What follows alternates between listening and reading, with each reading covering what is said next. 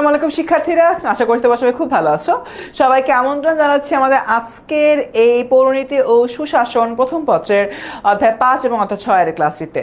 তোমরা অনেকেই হয়তো ভাবছো যে আমি তো বাংলা পড়াই, আজকে আমি কোত্থেকে সিভিক্স পড়াতে আসলাম, বাট না, বাংলা পড়ানোর পাশাপাশি আমার আরেকটা সাবজেক্ট হচ্ছে কি সিভিক্স, অ্যান্ড আমরা ইনশাআল্লাহ আজকে সিভিক্স পড়বো। সিভিক্সের এই ক্লাসটা শুরু করার আগে তোমাদেরকে সিভিক্সের ব্যাপারে একটা সার্টেন ম্যাটার একটু শেয়ার করতে চাই। সেটা হচ্ছে সিভিক্স বা পৌরনীতি ও সুশাসন ইটসেলফ খুব একটা ইজি সাবজেক্ট, কারণ এখানে অনেক বড় একটা জায়গা জুড়ে তোমাদের যে কমন সেন্স রয়েছে, কমন সেন্সটা কাজে লাগাতে হয়। বাট এইটার পাশাপাশি আরেকটা জিনিস এখানে হেল্প করে, সেটা হচ্ছে তোমার পাঠ্য বইয়ের যে থিওরিটা রয়েছে সেই থিওরিটা এবং থিওরির সাথে তোমার যে কমন সেন্স, এই দুটোকে একটা ব্লেন্ড করতে হয়। যারাই এই ব্লেন্ডটা করতে পারে শুধুমাত্র তারাই সিভিক্সে ভালো করে। বাট এই জায়গা থেকে তোমরা যে ভুল কাজটা করো, তোমরা আসলে ভাবো কমন সেন্সই তো, পরীক্ষার আগের রাতে পড়লেই হবে, আগের রাতেই পড়বো। তো তোমরা এই কাজটা হচ্ছে করতে নাও এবং করতে নিয়ে তোমরা একটু বাড়ি খাও, ঠিক আছে? সেটা করা যাবে না। আজকের ক্লাসে আমি তোমাদেরকে এই জিনিসটাই শিখাবো যে কতখানি কমন সেন্স থেকে জিনিসগুলো কাজ করা যায়, বাট এর পাশাপাশি পাঠ্য বই যে অনেক গুরুত্বপূর্ণ সেটা নিয়ে আমরা কথাবার্তা বলবো। ওকে বাচ্চারা, আজকে আমরা দুটো টপিক পড়ছি। অধ্যায় 5 নাগরিকের দায়িত্ব ও অধিকার, কর্তব্য, মানবাধিকার। অধ্যায় 6 রাজনৈতিক দল, নেতৃত্ব ও সুশাসন। ঠিক আছে, আমরা এবার আগাই। প্রথমে হচ্ছে অধ্যায় 5 নাগরিক অধিকার ও কর্তব্য ও মানবাধিকার। তোমাদের মধ্যে ভলান্টিয়ারি কেউ কি নেক্সট 1 মিনিটের মধ্যে এই জিনিসটা বলতে পারবা নাগরিক অধিকার কি, কর্তব্য কি আর মানবাধিকার কি? শুরুতে বলছি civics is all about your common sense and theoretical knowledge. Theoretical নলেজটা আমি হচ্ছে গিয়ে পড়ে জানতে পারবো, বাট কমন সেন্স তো তোমার মধ্যে বিল্ট ইন অবস্থায় আসছে। তো কমন সেন্স থেকে একটু কাইন্ডলি হচ্ছে গিয়ে জানাও নাগরিক অধিকার, কর্তব্য, মানবাধিকার, এই যে তোমার 3টা ফ্যাক্টর রয়েছে, এই 3টা ফ্যাক্টর বলতে কে কি বুঝো? মৃত্যুঞ্জয় দেব আমাদের খুবই একজন মনোযোগী স্টুডেন্ট, ও বলছে ভাইয়া কেমন আছেন? আলহামদুলিল্লাহ খুব ভালো। লিমন বলতেছে সালাম। ওয়ালাইকুম আসসালাম লিমন। মেহজাবিন ওয়ালাইকুম আসসালাম। লাবিব লাবিব না, হ্যাঁ লাবিব ওয়ালাইকুম আসসালাম। নাতাশা ওয়ালাইকুম আসসালাম। ফাইজা বলতেছে ফাইজা। আচ্ছা, সো একটু দেখি, আরো দেখতে পাচ্ছি অনেকে জয়েন করতেছো। তোমরা একটু কাইন্ডলি আমাকে বলো, আমাকে একটু এটার অ্যান্সারটা হচ্ছে কে দাও যে নাগরিক অধিকার, কর্তব্য, মানবাধিকার 3টা বলতে কে কি বুঝো? জাস্ট ছোট্ট করে একটু লিখে দাও। ওকে, আফরিন খুব ভালো, ওর ফ্রেন্ড সারা সাদিয়াকে মেনশন করছে। তানহা ওয়ালাইকুম আসসালাম। তানহা ওফুলি খুব ভালো আছো। আফরিন আলহামদুলিল্লাহ ভালো আছি আফরিন।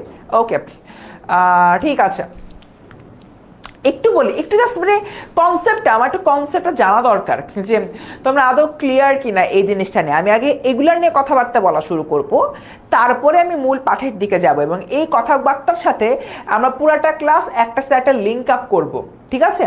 সার্ভি খুব ভালো আছে আপু, একটু কাইন্ডলি জানাও না। ওকে আচ্ছা,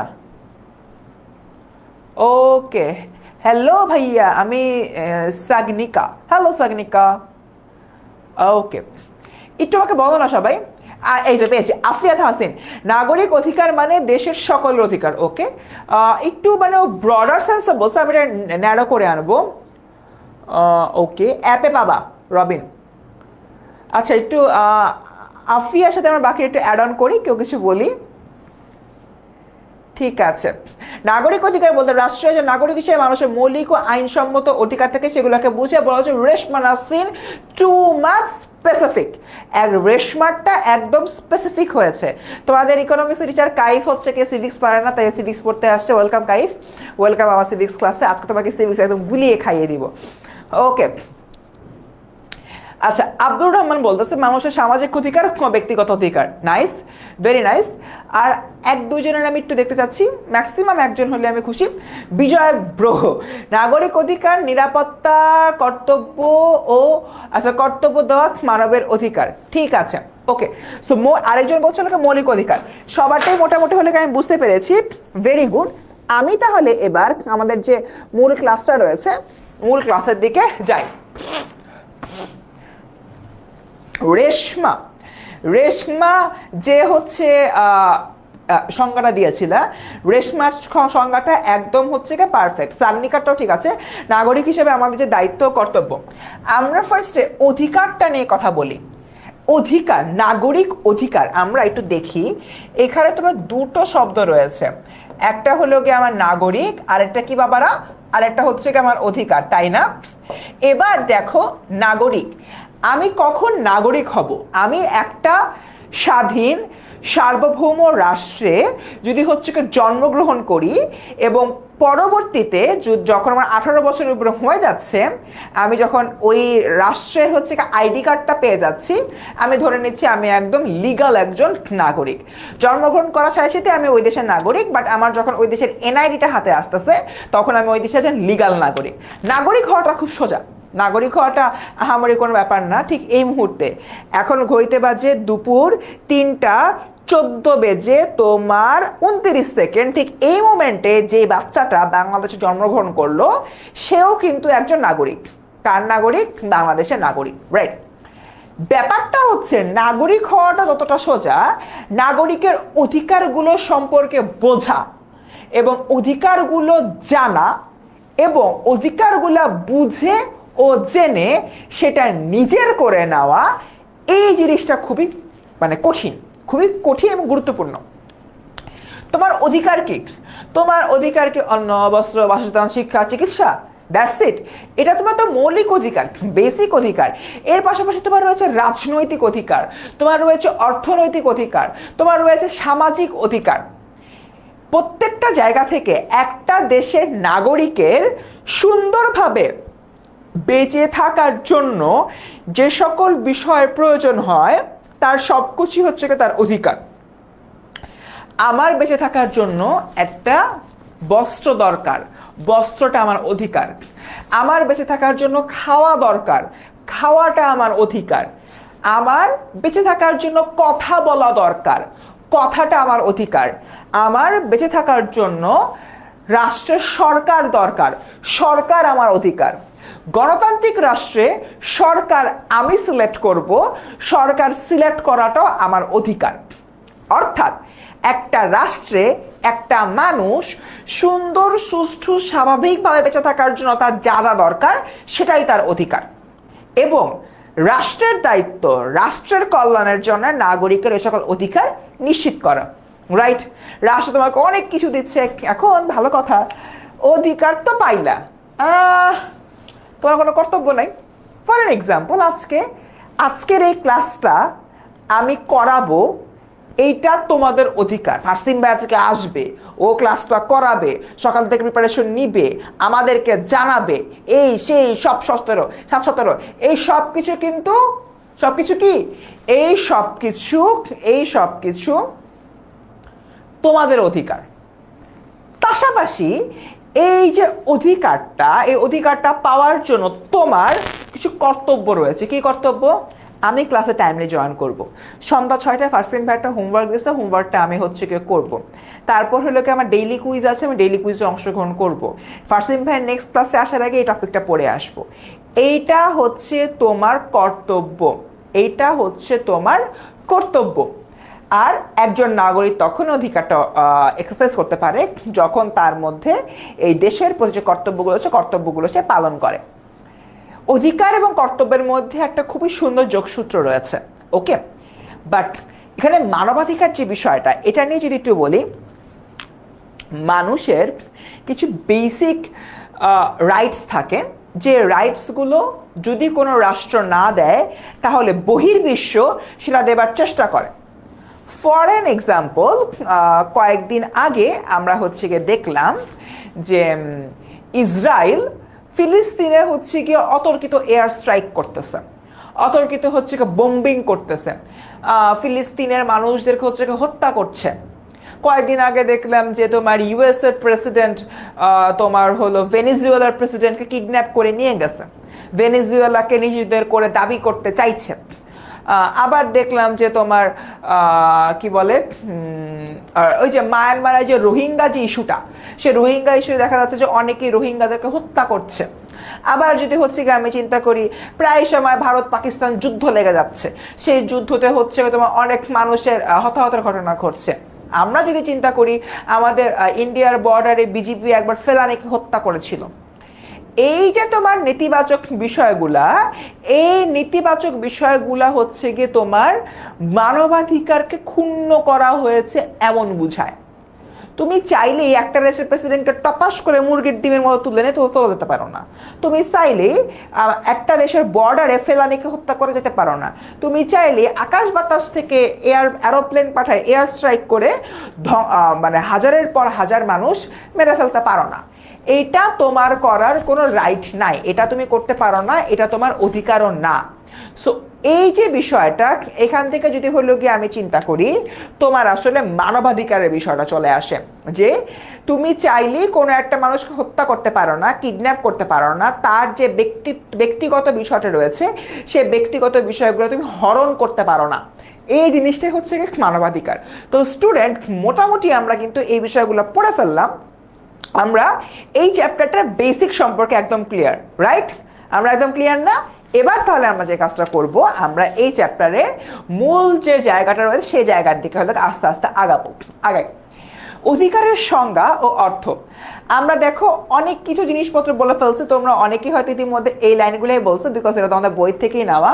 অধিকার সমাজ ও রাষ্ট্র কর্তৃক স্বীকৃত, এই জায়গাটা না অনেক বেশি ইম্পর্ট্যান্ট। অধিকার সমাজ ও রাষ্ট্র কর্তৃক স্বীকৃত, অর্থাৎ একটা অধিকারের জায়গা থেকে যদি আমরা চিন্তা করি, সেটা তোমাকে সমাজ স্বীকৃতি দেবে, রাষ্ট্র স্বীকৃতি দেবে। ফর অ্যান এক্সাম্পল, একটা মজার কথা বলি,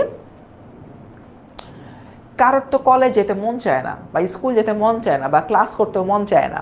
সো তোমার অধিকার, তুমি চাচ্ছ আমি আজকে স্কুলে যাব না, আমি আজকে কলেজে যাব না। কারোর কিছু বলার সুযোগ আছে? অবভিয়াসলি কারোর কোনো বলার সুযোগ নাই। সো যেই কাজটা তখন তোমার করতে হবে সেটা হচ্ছে তোমার হলো আব্বু আম্মুকে বলতে, আম্মু আজকে আমি কলেজ যাবো না, আজকে আমি স্কুলে যাবো না, আমি যা চাই সেটা আমি করব, এটা আমার অধিকার। বললা, তুমি কিন্তু কথা ভুল ভালো নাই, তোমার একটা চাওয়াই তো তোমার অধিকার।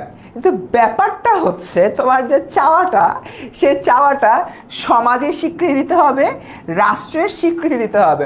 তুমি গিয়ে বললাম, আম্মু আমি আজকে কলেজ যাব না, আমি যা চাই সেটাই আমার অধিকার, ফার্স্ট ইউনিভার্সিটি বিশ ক্লাসে পড়াইছে, আমি কলেজ যাব না, সো কলেজ না যেতে চাওয়াটা আমার অধিকার। তখন তোমার আম্মু বলবে, ফার্স্ট ইউনিভার্সিটি বিশ ক্লাসে এটাও বলছে তোমার অধিকারটা সমাজ আর রাষ্ট্র দ্বারা স্বীকৃত হতে হবে। কলেজ যাবে না, এটা কি তোমার সমাজ স্বীকৃতি দিছে? এটা কি রাষ্ট্র বলছে যে কলেজে না গেলে এইচএসসি পাস করাই দিব? এটা কি বলছে? বলে নাই। তার মানে তুমি চাইলেই সেটা অধিকার হয়, ব্যাপারটা এরকম না। যেটা তোমাকে তোমার সমাজ আর রাষ্ট্র স্বীকৃতি দিবে সেটাই তোমার অধিকার। সো আজকের ক্লাসের পরে কেউ কিন্তু নিজেদের আম্মুর কাছে গিয়ে বললো না যে হইলো ভার্সিন ভাই বলছে যে আমি যা চাই সেটাই অধিকার। পাশাপাশি এটাও দেখা যাচ্ছে আন্টিরা রিপ্লাই দিচ্ছে যে সমাজ ও রাষ্ট্র স্বীকৃতি দেয় নাই, তার মানে এটা তোমার অধিকার না। ওকে, ডান।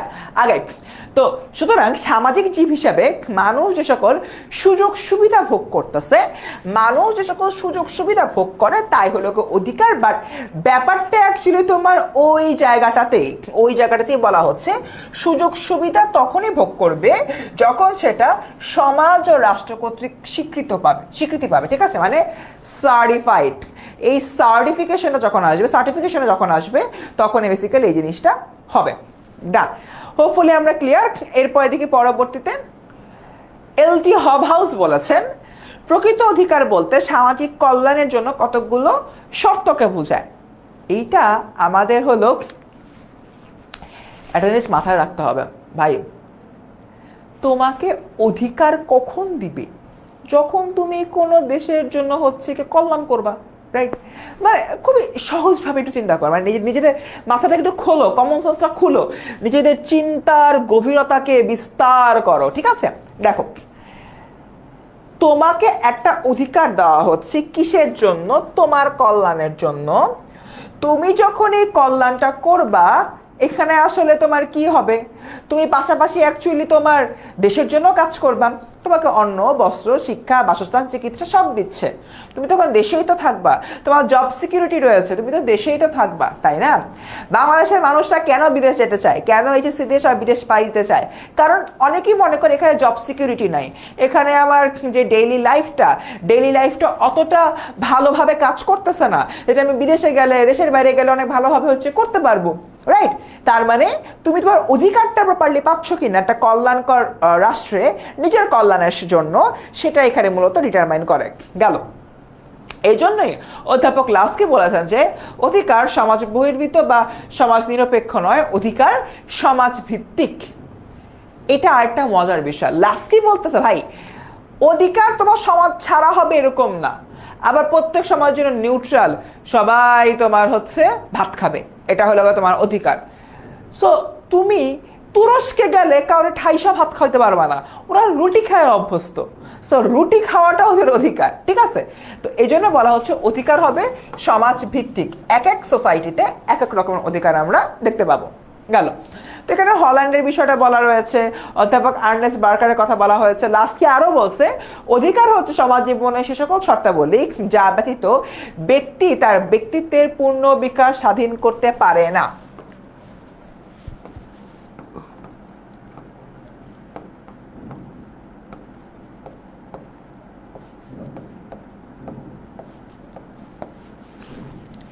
এই সংজ্ঞাটা কে বলেছেন, কি বলেছেন, সবাই মুখস্থ করে ফেলো, কারণ এইটা এমসিকিউ তো আসতে পারে নাম্বার 1। নাম্বার 2, সিকিউ লেখার সময় লাস্কির এই সংজ্ঞাটা যারা হচ্ছে লিখবা তারা যোজন যোজন এগিয়ে থাকবা, যারা যোজন যোজন এগিয়ে থাকবা মানে অনেক অ্যাডভান্সে থাকবা। ওকে, আগে টি.এইচ. গ্রিন বলেন অধিকার হচ্ছে সব বাহ্যিক অবস্থা যা মানসিক পরিপুষ্টি সাধন করে, অর্থাৎ তোমার যে মেন্টাল একটা পরিপুষ্টি রয়েছে বা মেন্টাল যে বা মানসিক যে পরিপূর্ণতার জায়গা রয়েছে সেই জায়গা থেকে আমরা যদি হলো কি চিন্তা করি এরা তোমার কে দিবে, অধিকার দিবে। তো এরপর হলো বসনা কয়টা রয়েছে আর অনেক কিছু। এবার দেখি অধিকার হচ্ছে সমাজ জীবনে সকল শর্তাবলী যা ব্যতীত ব্যক্তি তার ব্যক্তিত্বের পূর্ণ বিকাশ সাধন করতে পারো না। মাত্র এটা বললাম না, মাত্র এটা বললাম না। এবার অ্যান্সার দাও কে, অ্যারিস্টটল, অধ্যাপক লাস্কি, টি.এইচ. গ্রিন নাকি হবহাউস? আগে অ্যান্সার দাও, তারপরে মজার জিনিস বলবো। হ্যাঁ, যেটা বেশি ইম্পর্টেন্ট আমি অলরেডি বলে দিছি, এই ফুল চ্যাপ্টারে লাস্কির এটা ইম্পর্টেন্ট সবচেয়ে বেশি।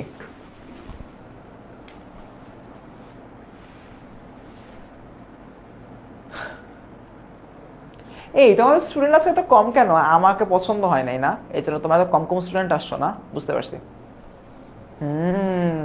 আমাকে পছন্দ করো নাই। ওকে, সো দেখি ক্লিয়ার আমরা সবাই?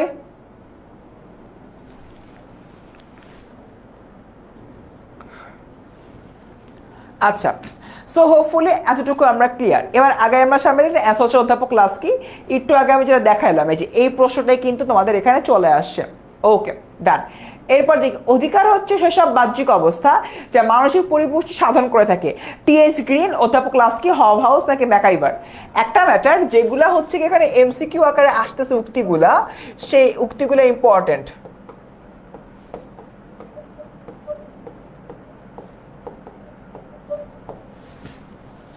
এমসিকিউর উক্তিগুলো কিন্তু ইম্পর্টেন্ট, ঠিক আছে? ইয়াস, থ্যাংক ইউ। 6টার সময় ক্লাস, আমাদের তো সিভিক্সের ক্লাস 3টাই হয়, সব সিভিক্সের ক্লাস এই পর্যন্ত 3টাই হয়েছে। আমি অ্যানাউন্সমেন্ট দিছি, তোমরা ঘুমাচ্ছিলা, কি দুঃখের বিষয় আমার। ওকে, এক্স্যাক্টলি, এটার অ্যান্সার হচ্ছে টি.এইচ. গ্রিন। ওকে, এরপর দেখি অধিকারের কিছু বৈশিষ্ট্য রয়েছে। আমরা দেখি প্রথম যে বৈশিষ্ট্যটা, প্রথমত অধিকারের ধারণা সামাজিক চেতনাবোধ থেকে উদ্ভূত, সমাজে এর সৃষ্টি, সমাজে এর বিকাশ ঘটে থাকে। খুবই সিম্পল, তোমার অধিকার তোমার সোসাইটিতে ক্রিয়েট হবে, তোমার সোসাইটি থেকে বিকাশ হবে। অধিকার সমাজের উপরে ডিপেন্ড করে, তুমি কোন সমাজে অবস্থান করছো সেটার উপরে নির্ভর করে আসলে অধিকারগুলো তৈরি হয়, ঠিক আছে? ডান। এরপর দেখি হচ্ছে গিয়ে দ্বিতীয়ত অধিকার সমাজ ও রাষ্ট্র কর্তৃক অনুমোদিত, স্বীকৃত ও সংরক্ষিত। তুমি চাইলেই মানুষ হত্যা করতে পারো না। মানে ইউজুয়ালি অধিকার বলতে আমরা কি বলছি, আমি যেটা করতে চাই সেটা হলো কি আমার অধিকার। বাট এইখানে একটা বিষয় যদি হচ্ছে কি বলি, অধিকারটা সমাজ এবং রাষ্ট্র কিন্তু তোমাকে আগে সার্টিফাই করবে যে বাবা রে তুমি যে অধিকার করতেছো, তোমার সোসাইটি হচ্ছে কি এটা স্বীকৃতি দেয় নাই, তার মানে এটা অধিকার না।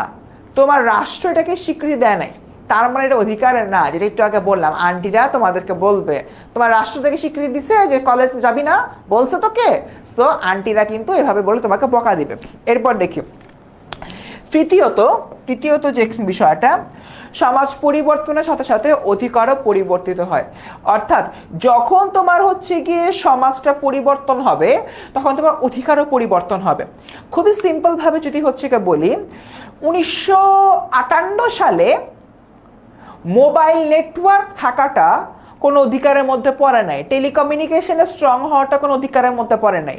2026 সালে বা 2024 সালে এসে যদি কেউ হলো গিয়ে বলে বৃষ্টির কারণে ইন্টারনেটের লাইন বন্ধ হয়ে গেছে, তখন তুমি বুঝবা তোমার অধিকারকে হরণ করা হচ্ছে।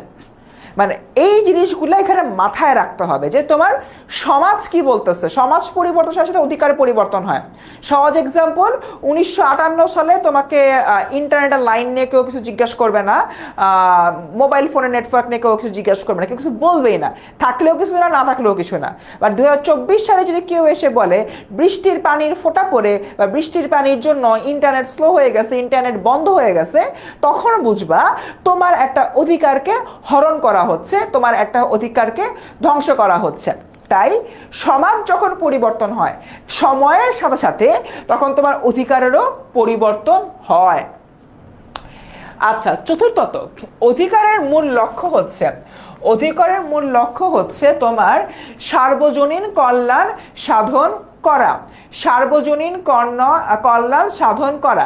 সো আমি যদি হলো কি চিন্তা করি, সার্বজনীন কল্যাণ বলতে এখানে কি বোঝানো হচ্ছে, তোমার সার্বিক একটা উন্নতি সাধন হবে। ফর এন এক্সাম্পল, তোমাকে অন্ন বস্ত্র শিক্ষা চিকিৎসা বাসস্থান দিচ্ছে, তার মানে তুমি তোমার জায়গা থেকে একটা সেটেল লাইফ ডিল করতে পারতেছো। সো এই যে সেটেল লাইফ তুমি ডিল করো, সেটা তোমাকে নিশ্চিত করবে তোমার রাষ্ট্র।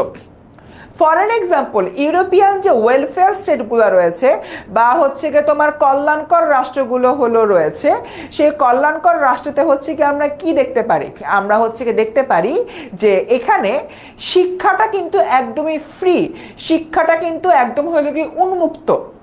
কারণ কি, কারণ শিক্ষা পাওয়াটা হলো কি আসলে মানুষের অধিকার। আমরা ঢাকা ইউনিভার্সিটি থেকে পাশ করেছি, আমাদের দেখা গেছে যে পুরো 5 বছর পড়তে হয়তো তোমার 20,000 টাকাও লাগে নাই বা 30,000 টাকাও হলো লাগে নাই।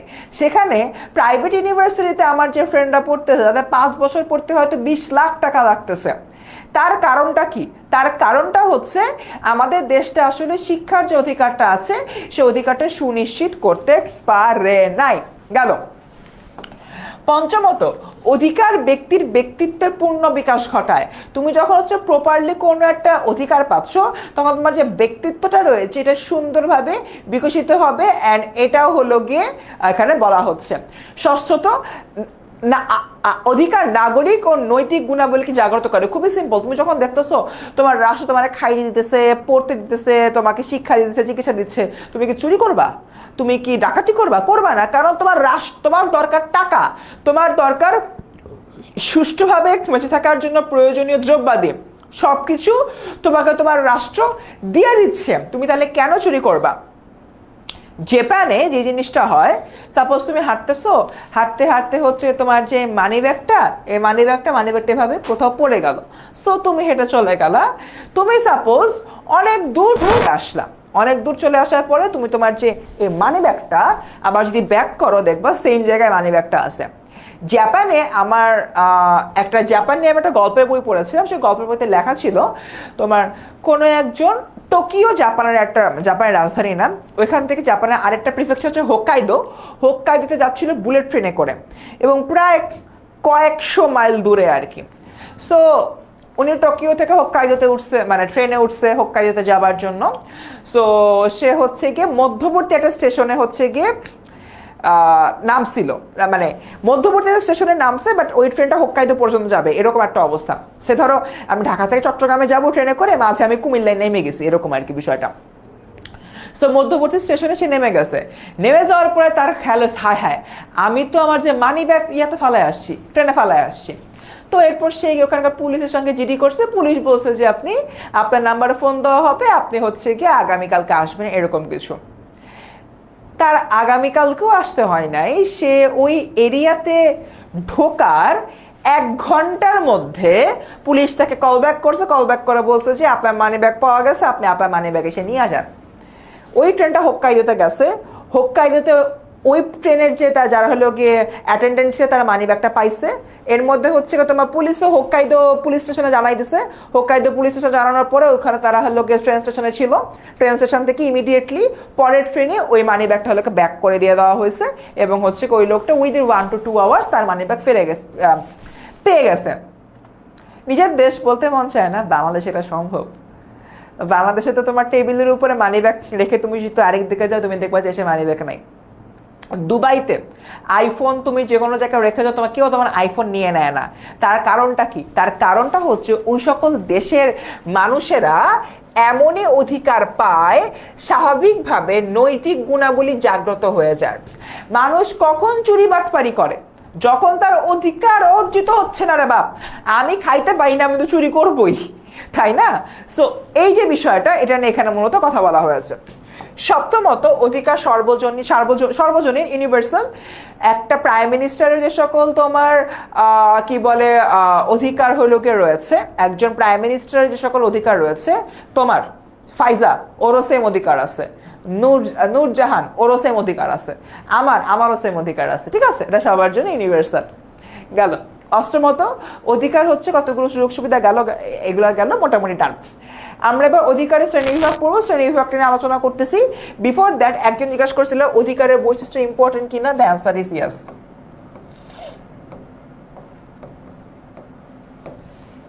ডান, আগাই সামনের দিকে। এরপর দেখি অধিকারের বৈশিষ্ট্য, অধিকারের শ্রেণীবিভাগ। অধিকারকে বেসিক্যালি আমরা দুটো ভাগে ভাগ করতে পারি, নৈতিক অধিকার আর অর্থনৈতিক অধিকার। নৈতিক অধিকার মানে মোরাল যে সকল অধিকার রয়েছে, মানে তুমি তোমার জায়গা থেকে হচ্ছে যাবতীয় যে নৈতিকতা সংশ্লিষ্ট বিষয়গুলো রয়েছে সেগুলো তোমার হলে অটোমেটিক অর্জিত হয়ে যাবে, রাষ্ট্র তোমাকে সাহায্য করবে। এটাও তো ঝামেলার না, ঝামেলা বাদে অর্থনৈতিক অধিকারের ক্ষেত্রে। অর্থনৈতিক অধিকারের মধ্যে অর্থনৈতিক অধিকার নিজে একটা অধিকার, এর মধ্যে হচ্ছে আমার আইনগত অধিকারগুলো থাকতেছে, রাজনৈতিক অধিকার থাকতেছে, সাংস্কৃতিক অধিকার থাকতেছে, ব্যক্তিগত অধিকারও থাকতেছে, ধর্মীয় অধিকারও থাকতেছে, অনেকগুলো হচ্ছে কি আমার এখানে থাকতেছে। এবং এর মধ্যে আমি যদি বলি ইকোনমিক যে তোমার রাইটসগুলো রয়েছে, ওটা বলতে কি বোঝায়? ওটা বলতে বোঝায় তুমি আসলে তোমার জায়গা থেকে টাকা পয়সা হচ্ছে কি ইনকাম করবা এবং সেটা ইনকাম করার ব্যবস্থা তোমাকে কে করে দিবে? তোমাকে তোমার রাষ্ট্র করে দিবে, রাষ্ট্রটা করে দিতে বাধ্য, নাম্বার 1। নাম্বার 2 যে বিষয়টা, তোমার জব সিকিউরিটি থাকবে, রাষ্ট্র তোমাকে দিবে। নাম্বার 3 যে বিষয়টা, দ্রব্যের যে দাম সেটার সাথে তোমার যে ইনকাম ওটার হলে মিল থাকবে। অর্থাৎ তুমি মানে বাংলাদেশে কি হয়, আমি টাকায় 20 টাকা, আমি কামাই 20 টাকা, আমার বাজার করতে হয় 200 টাকা, হয় কি হয় না? হয় কি হয় না? এটা তো অবশ্যই কিন্তু হ্যাঁ নৈতিক অধিকার ও আইনগত অধিকার হবে, অর্থনৈতিক হবে না। এক্স্যাক্টলি, একটু ভুল আছে এখানে, সমস্যা, এটা পরে ফিক্স করে দিব। আমি কি বলতে সেটা আমার ব্যাখ্যাটা একটু শোনো। মুনমুনজাহান মমি, তুমি ঠিক বলেছ। যেটা হলো কি বলতেছিলাম, দেখো আমরা এখানে যেটা হলো কি দেখাচ্ছি, আমাদের দেশে 20 টাকা, যেটা 20 টাকা দিয়ে আমি ইনকাম করি, আমার খরচ করতে হয় 200 টাকা। তার কারণটা কি? তার কারণটা হচ্ছে কি আমার আসলে যে অর্থনৈতিক যে তোমার অধিকারটা, সে অর্থনৈতিক অধিকারটা হলো কি তোমার থাকে না। এই জিনিসটা অ্যাকচুয়ালি আমাদের মেনশন করতে হবে। হ্যাঁ হ্যাঁ, এটাতে বললাম, এটা হচ্ছে তোমার ভুলে এটা উপরে উঠে গেছে, এই জিনিসটা ডাবল লেখা হয়ে গেছে, এটা বেসিক এটা হবেই না, এটা কাটা, এটা হচ্ছে বাদ, ঠিক আছে? সো আমরা এখানে কি করব, অর্থনৈতিক অধিকারের বিষয়টা এখানে আমরা শিখলাম। এরপরে দেখো আইনগত অধিকার। একটা সুন্দর এক্সাম্পল দিই, তুমি যে রাষ্ট্রে বসবাস করছো সেই রাষ্ট্র অবশ্যই কিছু আইন দ্বারা প্রচলিত, আইন দ্বারা চলছে, আইন দ্বারা নিয়ন্ত্রিত। তুমি যেরকম ওই আইনের মধ্যে পড়ো, রাষ্ট্রের প্রধানমন্ত্রী সেই আইনের মধ্যে পড়ে। তুমি একটা অপরাধ করলে তুমি যে ধরনের শাস্তি পাবা, রাষ্ট্রের প্রধানমন্ত্রী যদি ওই রকম অপরাধ করে সেও একই রকমের শাস্তি পাবে। আবার তুমি আইন দিয়ে যেরকম বেনিফিটেড হও, রাষ্ট্রের প্রধানমন্ত্রী বলো আর প্রেসিডেন্ট বলো, সেও একইভাবে বেনিফিটেড হবে। এটাই তোমার অধিকার। আর এই নাগরিক অধিকারগুলা তোমার কিভাবে সৃষ্টি হয়? যখন রাষ্ট্র তোমার কল্যাণ করতে চায়। রাষ্ট্র যদি তোমার কল্যাণ করে তুমি তাহলে একটা ওয়েলফেয়ার স্টেটের মধ্যে পড়ে যাচ্ছ, এবং একটা ওয়েলফেয়ার স্টেটের মানুষের যে নাগরিক অধিকারগুলো রয়েছে এটা যেভাবে নিশ্চিত হয় তার মাধ্যমে তুমি তোমার সর্বাঙ্গীন উন্নতি করতে পারো। বুঝতে পারছো? একটু কমেন্টের দিকে তাকাই। এক্স্যাক্টলি লিমন এই জায়গা থেকে বলতেছে মানবাধিকারের বিষয়টা কিভাবে আসতেছে। এক্স্যাক্টলি তোমার রাষ্ট্র যখন তোমাকে হলো এই ধরনের কল্যাণকর জিনিসগুলো দিয়ে দিচ্ছে, ঠিক তখনই আসলে তোমার মানবাধিকারটাও তোমার রাষ্ট্র নিশ্চিত করছে। যেই রাষ্ট্র তোমার যে বেসিক রাইটগুলো থাকে, বেসিক যে অধিকার থাকে, সে অধিকারগুলো দিতে পারে না, তারাই মোস্ট অফ দ্য কেসে মানবাধিকারটা নিশ্চিত করতে পারে না। অনেক সময় আবার দেখা যায় যে মানবাধিকারের জন্য বহির্বিশ্ব এখানে একটা নেগেটিভ ভূমিকা পালন করে। দেখা যাচ্ছে যে বহির্বিশ্বে যে সকল মানুষরা রয়েছে তারা হয়তো কোনো একটা ঝামেলা সৃষ্টি করছে, যে ঝামেলা সৃষ্টি করার কারণে তোমার যে অধিকারটা রয়েছে সে অধিকারটা সুনিশ্চিতভাবে হচ্ছে না। ঠিক আছে, ডান। ওকে, এরপর দেখি তোমার রাজনৈতিক অধিকার। এখন বাবারা রাজনৈতিক অধিকার বলতে আসলে আমি এখানে কি বুঝি? রাজনৈতিক অধিকার বলতে হচ্ছে আমি এখানে বুঝি তোমার ভোটাধিকার রয়েছে কিনা, তুমি আদতে ভোট দিতে পারছো কিনা, তুমি ভোট দিয়ে গণতান্ত্রিক উপায়ে কাউকে নির্বাচিত করতে পারছো কিনা সেটা। ভোট কেন্দ্রে গিয়ে দেখলা তোমার ভোট দেওয়া শেষ, বা তোমার দাদি মারা গেছে 4 বছর আগে, ভোট কেন্দ্রে গিয়ে দেখলা 4 বছর পরে তিনি এসে আবার ভোটও দিয়ে গেছে, ওখানে গিয়ে দাদিকে হাই হ্যালো করতে পারো। মানে এটা অ্যাকচুয়ালি তোমার রাজনৈতিক অধিকারকে হরণ করা। এটা কি? এটা হচ্ছে কি তোমার রাজনৈতিক অধিকারকে হরণ করা। ডান। এরপরে দেখি তোমার সাংস্কৃতিক অধিকার বা কালচারাল অধিকার। তুমি যে সংস্কৃতির, তুমি শাড়ি পরতে ভালোবাসো, তুমি শাড়ি পরবা, তোমাকে কেউ কটাক্ষ করতে পারবে না। তুমি পাঞ্জাবি পরতে ভালোবাসো, ধুতি পরতে ভালোবাসো, তুমি পাঞ্জাবি আর ধুতি পরবা, এটা নিয়ে তোমাকে কেউ কটাক্ষ করতে পারবে না। একইভাবে ধর্মীয় অধিকার এবং ব্যক্তিগত অধিকারগুলো এভাবে তৈরি হয়েছে। ধর্মীয় অধিকারটা আরেকটু তোমার খুব স্পেসিফিক। তোমার হচ্ছে গিয়ে তুমি যে ধর্মের, সেই ধর্মের সকল উৎসব রয়েছে, উৎসব পালন করবা, এক্ষেত্রে হলো অন্য কেউ এসে তোমায় কিছু করতে পারবে না, অন্য কেউ এসে তোমার ধর্মগ্রন্থ পড়াই দিতে পারবে না, অন্য কেউ এসে তোমার উৎসবের মধ্যে কোনো বাগড়া বাঁধাইতে পারবে না। আগাই সামনের দিকে। কোনটি রাজনৈতিক অধিকার? এতক্ষণ নিয়ে কথাবার্তা বলছি, আমি একটু সরে দাঁড়াই। কোনটি রাজনৈতিক অধিকার সবাই কমেন্টে বলো তো।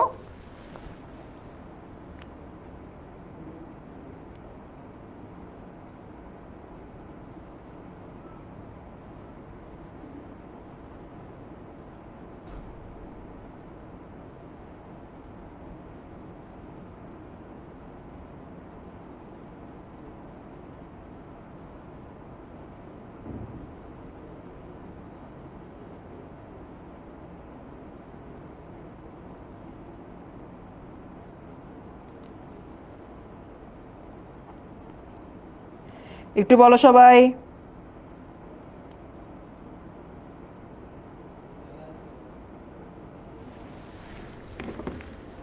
এই তো সাবাস, যারা যারা বলছো ডি, ভেরি গুড। ইয়াস, ভোট প্রদান মাত্র বলছি। আগাই। সামাজিক অধিকার কোনটা? সম্পত্তি ভোগের অধিকার, কর্মের অধিকার, আবেদন করার অধিকার, নাকি নির্বাচনে অংশগ্রহণ করার অধিকার? অ্যান্সার দাও বাপরে, অ্যান্সার দে, তাড়াতাড়ি অ্যান্সার দাও।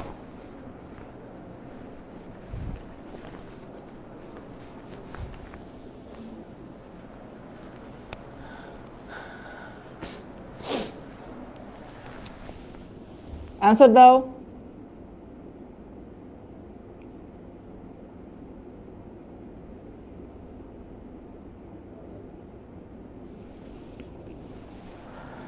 ওকে, 3-এর ডি বলতেছো না?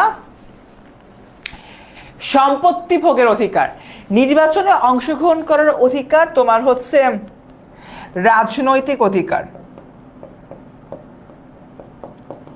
কোন জায়গায় আবেদন করার অধিকার হচ্ছে কি তোমার কি বলো এটাকে ব্যক্তিগত অধিকার। কর্মের অধিকার হচ্ছে কি তোমার অর্থনৈতিক অধিকার। আর তুমি তোমার বাবার সম্পত্তি বা নিজের সম্পত্তি ভোগ করবা কি করবে না তোমার সামাজিক অধিকার। সাপোজ তোমার 20 বিঘা জমি আছে, কার আছে? কার 20 বিঘা জমি থাকতে পারে? রাহাত না, মেহেদি হাসান, মাহেদি হাসান ওর 20 বিঘা জমি আছে, ও ভাবতেছে আমার বাপের 20 বিঘা জমি, আমি আমার বাপের একমাত্র ছেলে, জমিতে আমার কিসের পড়ালেখা, ধুপ, পড়ালেখাই করবো না আজকে থেকে, একদম শুয়ে বসে কাটাবো, মেহেদি বলছে। সো ও কাটাতে পারো চাইলে, এটাও সামাজিক অধিকার। এখন মেহেদির এই 20 বিঘা জায়গার মধ্যে যদি তোমার হচ্ছে গা আনাস এসে হচ্ছে গা বলে, মেহেদি তোর 20 বিঘার মধ্যে তো 19 বিঘাই আমার, 1 বিঘা হয়তো তোর, ঠিক আছে। সো এরকম যদি হচ্ছে কি আনাস এসে বলে, তখন আনাস মেহেদি মারামারি চাই, এরকম কিছু একটা হবে, এবং হওয়ার পরে কোনো একটা তোমার কি বলে হচ্ছে ঝামেলা হয়ে যাবে, ঠিক আছে। সো এই যে ম্যাটারটা, এখান থেকে যদি হলো কি আমি চিন্তা করি, সম্পত্তি ভোগের অধিকারটা কি, এটা হচ্ছে তোমার এক ধরনের মানবাধিকার। কি মেহেদি, তোমারও কি 20 বিঘা জমি আছে নাকি বাবা? তোমার এবং আনাস সাথে কিন্তু মারামারি হবে। আচ্ছা, এবার দেখি অধিকারের রক্ষা কবচ, তোমার অধিকারটা কে রক্ষা করবে, ঠিক আছে। তোমার অধিকারটা হচ্ছে কে রক্ষা করবে, এটা আমাদের মাথায় রাখতে হবে। আচ্ছা, ও আবেদন করার অধিকার, এই যে বিষয়টা, এটা তোমার দুইভাবে চিন্তা করা যায়, এটা তোমার দুইভাবে চিন্তা করা যায়। যারা পলিটিক্যাল বলতেছো ওই এন্ড থেকেও এটা সঠিক হবে। আবেদন করার অধিকার, এখানে আমি আবেদন বলতে হলো কি চিন্তা করেছি যে যে কোনো জায়গায় হয়তো তুমি চাকরি বাকরির জন্য অ্যাপ্লিকেশন করতে পারো, ভর্তির জন্য অ্যাপ্লিকেশন করতে পারো, ওই লেন্স থেকে চিন্তা করে তোমার ব্যক্তিগত অধিকার, তুমি কেন করবে না। বাট এই আবেদন তুমি যদি কি বলে নির্বাচনের প্রার্থী হইতে চাও, প্রার্থীর আবেদন করতে চাও, তাহলে তো সেটা তোমার রাজনৈতিক অধিকার। তুমি যদি অন্য কোনো জায়গায় পলিটিক্যাল কোনো অ্যাপ্লিকেশন করতে চাও, তাহলে সেটা তোমার কি হবে, তাহলে সেটা হবে গিয়ে তোমার কি বলেন রাজনৈতিক অধিকার। হোপফুলি ক্লিয়ার করছো। আচ্ছা, এবার হলো গিয়ে আগাই আমরা সবাই আমাদের রক্ষা কবচ। অধিকারটাকে রক্ষা কে করবে? তুমি একটা অধিকার পাবা কি পাবা না, সরকার তোমাকে দেবে কি দেবে না, এই যে তোমার বিষয়টা, এখান থেকে যদি হলো কি আমি চিন্তা করি, এটা কে এনশিওর করবে? ফার্স্ট অফ অল এটা এনশিওর করবে আইন বা ল। ল তোমাকে বলবে তুমি অন্ন, বস্ত্র, শিক্ষা, চিকিৎসা, বাসস্থান, এই 5 জিনিস পাচ্ছ কি পাচ্ছ না। এইটা তোমাকে কে বলবে? এটা তোমাকে রাষ্ট্র জানাই দিবে, তোমার আইন জানাই দিবে। আইন এটা এনশিওর করবে। আইন যদি দেখে রাষ্ট্র তোমাকে এগুলো দিতে পারতেছে না, তখন আইন তোমাকে কি করবে জানো? ঘাড় ধাক্কা দিয়ে বের করে দিবে, মানে সরকারকে ঘাড় ধাক্কা দিয়ে বের করে দিবে, ঠিক আছে। সো সরকার তোমাকে হচ্ছে গিয়ে অধিকার দিচ্ছে কি, এটাকে নিশ্চিত করবে, আইন নিশ্চিত করবে। এরপর দেখো হচ্ছে গণতন্ত্র। গণতন্ত্র হচ্ছে গিয়ে তোমার ডেমোক্রেসি। ডেমোক্রেসিতেও দেখা যাচ্ছে যে তোমার ভোটাধিকারটা নিশ্চিত হচ্ছে ডেমোক্রেসির মাধ্যমে, তুমি হচ্ছে ভোট দিতে পারছো ডেমোক্রেসির মাধ্যমে, তার মানে তোমার রাজনৈতিক অধিকারটা কি বলে ডেমোক্রেসি হচ্ছে গিয়ে তোমার নিশ্চিত করতেছে। এরপর থেকে সংবিধানের মৌলিক অধিকার, অধিকারের ঘোষণা। তোমার যে কনস্টিটিউশন রয়েছে বা সংবিধান রয়েছে, সেই সংবিধান আসলে এটাও তোমাকে নিশ্চিত করতেছে। আইনের অনুশাসন বা রুল অফ ল। আইনের অনুশাসন থাকলে রাষ্ট্রে একজন প্রধানমন্ত্রী সাপোজ চুরি করলো, সে যেরকম দোষে দুষ্ট হবে, তুমিও কিন্তু একই রকম ভাবে চুরি করলে তুমিও একই রকম দোষে দুষ্ট হবা, ঠিক আছে। তার মানে আইনের অনুশাসন বা রুল অফ লটা এখানে ইম্পর্টেন্ট। বিচার বিভাগের স্বাধীনতা, এটা খুব ইম্পর্টেন্ট। আমরা একটু এটা নিয়ে বিস্তারিত আলোচনা করি।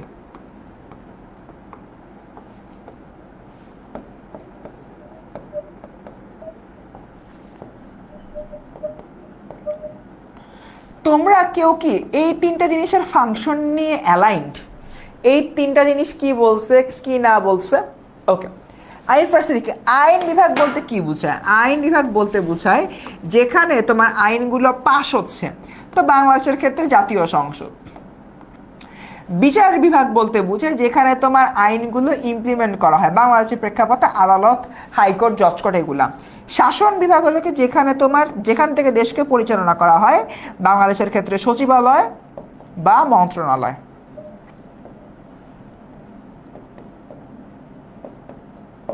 ঠিক আছে, গেল। এবার দেখো আইন, বিচার আর হচ্ছে তোমার শাসন, এটা তো আমরা হলে বুঝে ফেললাম। এরপর আমি যদি এটাকে একটু চিন্তা করি, এই যে আমার বিচার বিভাগটা রয়েছে, এর স্বাধীন ততটা খুব বেশি লোকের প্রয়োজন।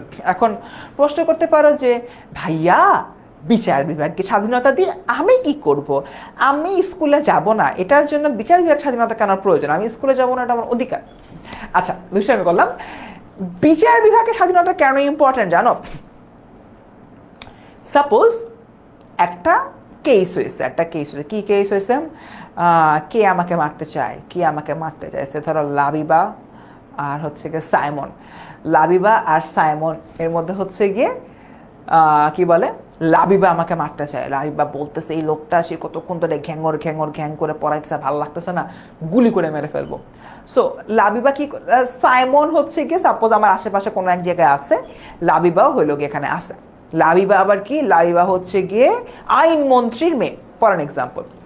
সো লাবিবা এরপর আসলো, ঠাস করে গুলি করে মেরে ফেললো। যাওয়ার সময় বলে গেছে সারাদিন সিভিক্স না পক পক পক পক করে, ভালো লাগে না, আমি গেলাম গা, মেরে ফেলে। এরপরে তোমার স্বাভাবিকভাবে কোর্ট কেসে উঠছে যে আকাশ বাতাস থেকে হচ্ছে গিয়ে, ওরে বাঁধন ক্লাস কতক্ষণ করাবেন, বিকালে ঘুরতে যাব, তো যাও না, তোরে কি আটকেছে, তুমি চলে যাও, তোমায় চলে যাও, শেষে তোমার সিভিক্সের এ প্লাসটাও চলে যাবে। আরে বাবা, আমি কি করতে পারি? আচ্ছা, তো যেটা হলো বলতেছিলাম, এখন লাইভ আসার জন্য কে ছিল? বাঁধন মনে হয় না। আচ্ছা, লাইভ আসার জন্য কে ছিল? সাইমন। লাইভ আসার সাইমন ছিল। এখন কেস হচ্ছে কি উঠছে আদালতে, সো বিচার হচ্ছে। তো লাইবার যেহেতু হচ্ছে পাওয়ার আছে একদম, আইনমন্ত্রীর মেয়ে, সো সে হচ্ছে গিয়ে বাবাকে বলছে যে দেখো ওখানে সাইমন নামে একজন ছিল, দেখো ওরা ফাঁসায় দেওয়া যায় কিনা। সো ছলচাতুরি করে কিছু একটা করে সাইমন ফেসে গেল, সাইমনের হচ্ছে গিয়ে তোমার যাবজ্জীবন কারাদণ্ড হয়ে গেল। লাইবা খুবই সরি, আমি জাস্ট পড়ানোর জন্য জিনিসগুলো উদাহরণ আনছি, একটু নেগেটিভ উদাহরণ হয়ে গেছে লাইবার জন্য, লাইভের প্লেস কিছু মনে করো না।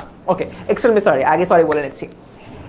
ব্যাপারটা হলো এখানে একটা জিনিস দেখছো, এই যে আমাদের সাইমন আছে, সাইমন কিন্তু নির্দোষ ছিল, এই আল্লাহর বান্দার নির্দোষ ছিল। এই নির্দোষ থাকা সত্ত্বেও লাবিবা তার শক্তি খাটিয়ে সাইমনকে ফাঁসিয়ে দিলে এবং সে এখন জেল খাটছে। আশা করছি হলে তোমার সাইমনের লাইফে এমন কোনো কিছু হবে না, সো চিন্তা করো না। ওকে, সো এর মানে কি বিচার বিভাগ কি স্বাধীন? অবভিয়াসলি বিচার বিভাগ স্বাধীন না। লাবিবা এসে বিচার বিভাগকে ম্যানিপুলেট করছে।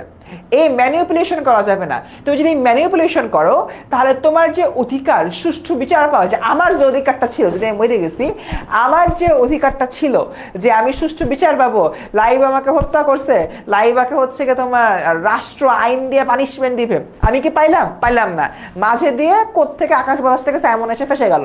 তার মানে বিচার বিভাগে স্বাধীন হইতে হবে তোমার অধিকারটা নিশ্চিত করার জন্য। জনগণের সজাগ দৃষ্টি মানে এরকম না চোখ বড় বড় করে তাকায় থাকবে।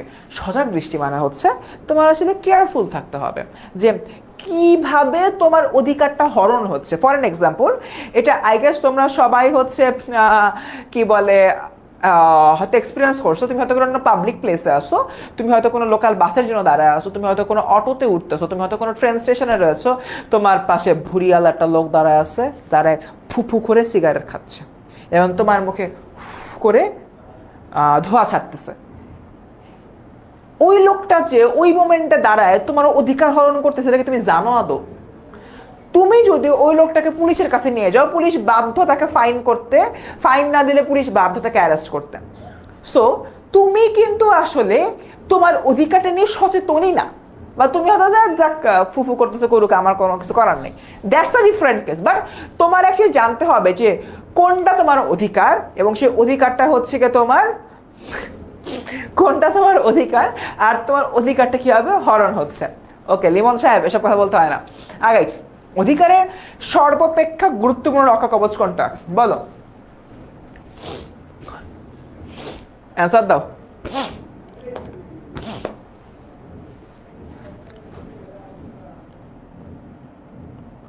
তাসমিয়া বলতেছে ভাই সেরা, কোনটা সেরা ভাই?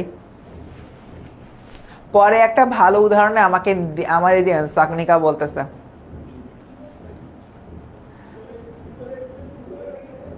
আচ্ছা, 5 এর অ্যান্সার দাও। আনাস বলতেছে 5 এর C. Okay, the answer is 5 এর সি। ইয়েস, জনগণের সজাগ দৃষ্টি মানে এরকম না এভাবে বড় বড় করে থাকতে হবে। সজাগ দৃষ্টি মানে তোমার আসলে কনসার্ন থাকতে হবে। আগে নাগরিকের তথ্য অধিকার, এটা খুব মজার। এককালে কোনো এক তথ্য উপমন্ত্রী নাকি প্রতিমন্ত্রী বলছিল যে বৃষ্টির কারণে হলো কি ইন্টারনেট বন্ধ হয়ে গেছে, ইন্টারনেট বন্ধ হয়ে যায়, এরকম হলো কি শুনতে হয়েছে আমাদের অনেক কিছু। সো যাই হোক, ইন্টারনেট যখন বন্ধ হয়ে যায় তখন আসলে তোমার তথ্য অধিকারকে হরণ করা হয়। তোমার যখন হলো সোশ্যাল মিডিয়া ব্ল্যাক আউট হয় ওই সময়টাতে, তখন তোমার তথ্য অধিকারকে হরণ করা হয়। তথ্য অধিকার বলতে কি বোঝায়? যে কোনো আইনানুগ কোনো প্রতিষ্ঠান, সংগঠন বা কর্তৃপক্ষের গঠন, উদ্দেশ্য, কার্যাবলী, দাপ্তরিক নথিপত্র, আর্থিক সম্পদ বিবরণ ইত্যাদিকে তথ্য বলা হয়। যে কোনো প্রকার তথ্য, সে তথ্য যেভাবেই থাকুক না কেন, তোমার রাষ্ট্রে কি হচ্ছে সেটা জানার বর্তমান দুনিয়ায় খুবই একটা ইজি পিজি জায়গা। কি একটা খুবই ইজি জিনিস হচ্ছে কি, যে কোনো ধরনের ডিভাইসের মাধ্যমে তোমরা খুব সহজেই জানতে পারো বর্তমান দুনিয়াতে কি হচ্ছে কি না হচ্ছে। সেটা একটা মোবাইল হতে পারে, সেটা একটা ল্যাপটপ হতে পারে, সেটা যেরকম ছোটখাটো কোনো পডও হতে পারে। What ever it is, at the end of the day যেটা হলো কি হয়েছে এখানে, সেটা হচ্ছে আচ্ছা ওকে। সো যেটা বলতেছিলাম, at the end of the day আমাদের এই যে নাগরিক অধিকারগুলো রয়েছে, আমাদের যে এই নাগরিক অধিকারগুলো হচ্ছে কি রয়েছে, সে নাগরিক অধিকার দিয়ে আসলে তোমার কি বলা হলো, নাগরিক তথ্য অধিকার দিয়ে বলা হলো এই তথ্যর যে ফ্লো, এই ফ্লোটা অ্যাকচুয়ালি কখনোই বন্ধ হবে না, এই ফ্লোটা সবসময় তোমার বিদ্যমান থাকবে। এটা হচ্ছে নাগরিকের তথ্য অধিকার। কেউ যদি বলে যে নাগরিকের তথ্য অধিকার দেওয়া যাচ্ছে না, তার মানে তোমার তথ্য অধিকারকে হরণ করা হয়েছে। Right to information for citizen. Webster ডিকশনারিতে বলা হয়েছে কোনো বিশেষ ঘটনা পরিস্থিতিতে এরকম কিছু সম্পর্কে ব্যক্তিগত বা অর্জিত জ্ঞানী হচ্ছে তোমার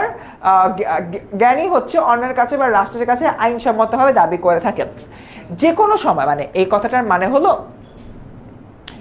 যে কোনো ঘটনা নিয়ে। ফর এন এক্সাম্পল, কয়েকদিন আগের ঘটনা আমি হচ্ছে 1971 সালের উপরে কিছু রিপোর্ট তৈরি করছিলাম আমার বিশ্ববিদ্যালয়ের গবেষণার কাজে।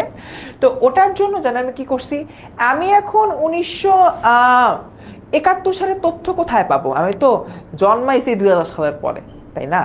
আমি তো ছোট মানুষ, আমি তো বেশি বড় না। সো আমি এরকম হচ্ছে ছোট মানুষ হওয়া সত্ত্বে আমি এই 1971 সালের তথ্য কই পাবো? সো আমি গেলাম ঢাকা ইউনিভার্সিটির যেই জায়গাটা, ঢাকা ইউনিভার্সিটির হচ্ছে গিয়ে তোমার কি বলে, আমি যদি হলে চিন্তা করি, ঢাকা ইউনিভার্সিটিতে একটা জায়গা রয়েছে, হ্যাঁ নামটা জানি কি, হ্যাঁ পত্রিকা সংরক্ষণাগার। সেখানে বাংলাদেশের একদম একদম শুরু থেকে এখন পর্যন্ত সকল ধরনের যে তোমার হলো কি বলে পত্রিকা আছে, সংরক্ষিত রয়েছে। সো আমার 1971 সালে ডেটা লাগতো, আমি গেছি পত্রিকা অফিসে, গেছি মানে পত্রিকার ওই সংরক্ষণাগারে গেছি, গিয়ে ওখানকার যে অ্যাটেন্ডেন্ট তাকে বলতে যে আমার ডিপার্টমেন্ট হচ্ছে অমুক, তারপর হলো গিয়ে তাকে এই একটা জিনিস দেখাইলাম, এখনো মনে হয় আমার কাছে আছে, এটা তোমাদেরকে দেখাই। কোথায় গেল এটা, একটা সেকেন্ড, এই তো পেয়েছি। এই যে এটা হচ্ছে কি আমার ঢাকা ইউনিভার্সিটির আইডি কার্ড, এটা হচ্ছে কি আমার ঢাকা ইউনিভার্সিটির আইডি কার্ড। সো এই আইডি কার্ডটা হচ্ছে কি দেখাইলাম, উপর নিচে ঢাকা ইউনিভার্সিটি লেখা, আইডি কার্ডটা দেখালাম। দেখানোর পরে হচ্ছে কি বললাম যে আমি অমুক, এটা হচ্ছে কি আমার আইডি কার্ড, আমি ঢাকা ইউনিভার্সিটির একটা গবেষণার কাজে তোমার হলো কাজ করছি, আমার 1971 সালে কিছু ডেটা দরকার। সো তখন উনি জাস্ট ও আচ্ছা ঠিক আছে আসেন আমাকে সাড়ম্বরে নিয়ে গেল, নিয়ে গিয়ে বিশাল বড় একটা রুম খুলে দিল, রুম ভরা ধুলা আর পেপার, ওইখান থেকে হচ্ছে পেপার ঘাইটে ঘুটে আমি আমার তথ্যগুলো নিয়ে বের হয়ে আসলাম, রাইট? সো এটা কিন্তু আমার অধিকার ছিল, সো এই জায়গা থেকে আমি যেটা হলো গিয়ে বলতেছি, এটা হচ্ছে যে আমার যে অধিকারটা এই ধরনের তথ্য নেওয়া, এটা রাষ্ট্র আমাকে দিতে আসলে তোমার বাধ্য, রাষ্ট্র আমাকে দিবে। কেউ যদি বলে ইন্টারনেট বন্ধ হয়ে গেছে, তার মানে বুঝতে হবে সে কোনো ছলচাতুরি করতেছে। আগে নাগরিকের তথ্য অধিকার নিয়ে আরো অনেক কিছু হলোকে রয়েছে, যেরকম 1765-66 সাল থেকে তোমার বলেছে যে তথ্য অধিকার সম্পর্কে আলাপ আলোচনা করেন। তথ্য অধিকারের বিষয়টি আইনে পরিণত হয় সর্বপ্রথম কোন পার্লামেন্টে? সুইডিশ পার্লামেন্টে। এটা কি এমসিকিউর জন্য খুবই ইম্পর্টেন্ট। ওকে ডান। সো এরপর দেখি, এরপর 1966 সালে 4 জুলাই আমেরিকা যুক্তরাষ্ট্র, 1905 সালে ব্রিটিশ ভারত, 2000 সালে গ্রেট ব্রিটেন, জার্মানি 2005 সালে, 2010 সালে এবং পাকিস্তান এবং 2009 সালে বাংলাদেশ তথ্য অধিকার আইন আসলে তোমার কি করে, পাস করে। সো মোটামুটি এখানে এতটুকু, এখানে আহামরি কোনো ইনফরমেশন নাই। আমরা আসলে নাগরিকের তথ্য অধিকারের ক্ষেত্রে যে জিনিসগুলো, মানে তথ্য অধিকার যদি তোমার হলো গিয়ে নেওয়া হয় তাহলে কি হয় কি না হয় সেটা হচ্ছে গিয়ে তোমার এই বিষয়টা নিয়ে হলো গিয়ে আমরা আসো কথাবার্তা বলি। পৃথিবীতে সকল গণতান্ত্রিক রাষ্ট্রে চিন্তা, বিবেক, বাক স্বাধীনতাকে মৌলিক অধিকার হিসেবে স্বীকার করে নেওয়া হয়েছে। মৌলিক অধিকার হিসেবে তোমার স্বীকার করে নেওয়া হয়েছে। অর্থাৎ তুমি একটা রাষ্ট্রের ব্যাপারে তথ্য যদি না জানো, তার মানে অ্যাকচুয়ালি তোমার মৌলিক অধিকারকে হরণ করা হচ্ছে। আমি যদি আমার ইউনিভার্সিটির পত্রিকা সংরক্ষণাগারে গিয়ে 1971 সালে পত্রিকাগুলো না পেতাম, আমাকে যদি পড়তে না দেওয়া হতো, তার মানে বোঝা যেত যে আমি আমার বিশ্ববিদ্যালয়ে তথ্য অধিকার থেকে বঞ্চিত হয়েছি। বুঝতে পারছো এই যে বিষয়টা, এটা নিয়ে হইল এখানে কথাবার্তা বলা হচ্ছে। নাম্বার 1। নাম্বার 2, তথ্য প্রাপ্তির অধিকার চিন্তা, বিবেক ও বাক স্বাধীনতার অবিচ্ছেদ্য অংশ। এই লাইনটা না একটু বোঝার আছে বাবারা, একটু মনোযোগ দাও।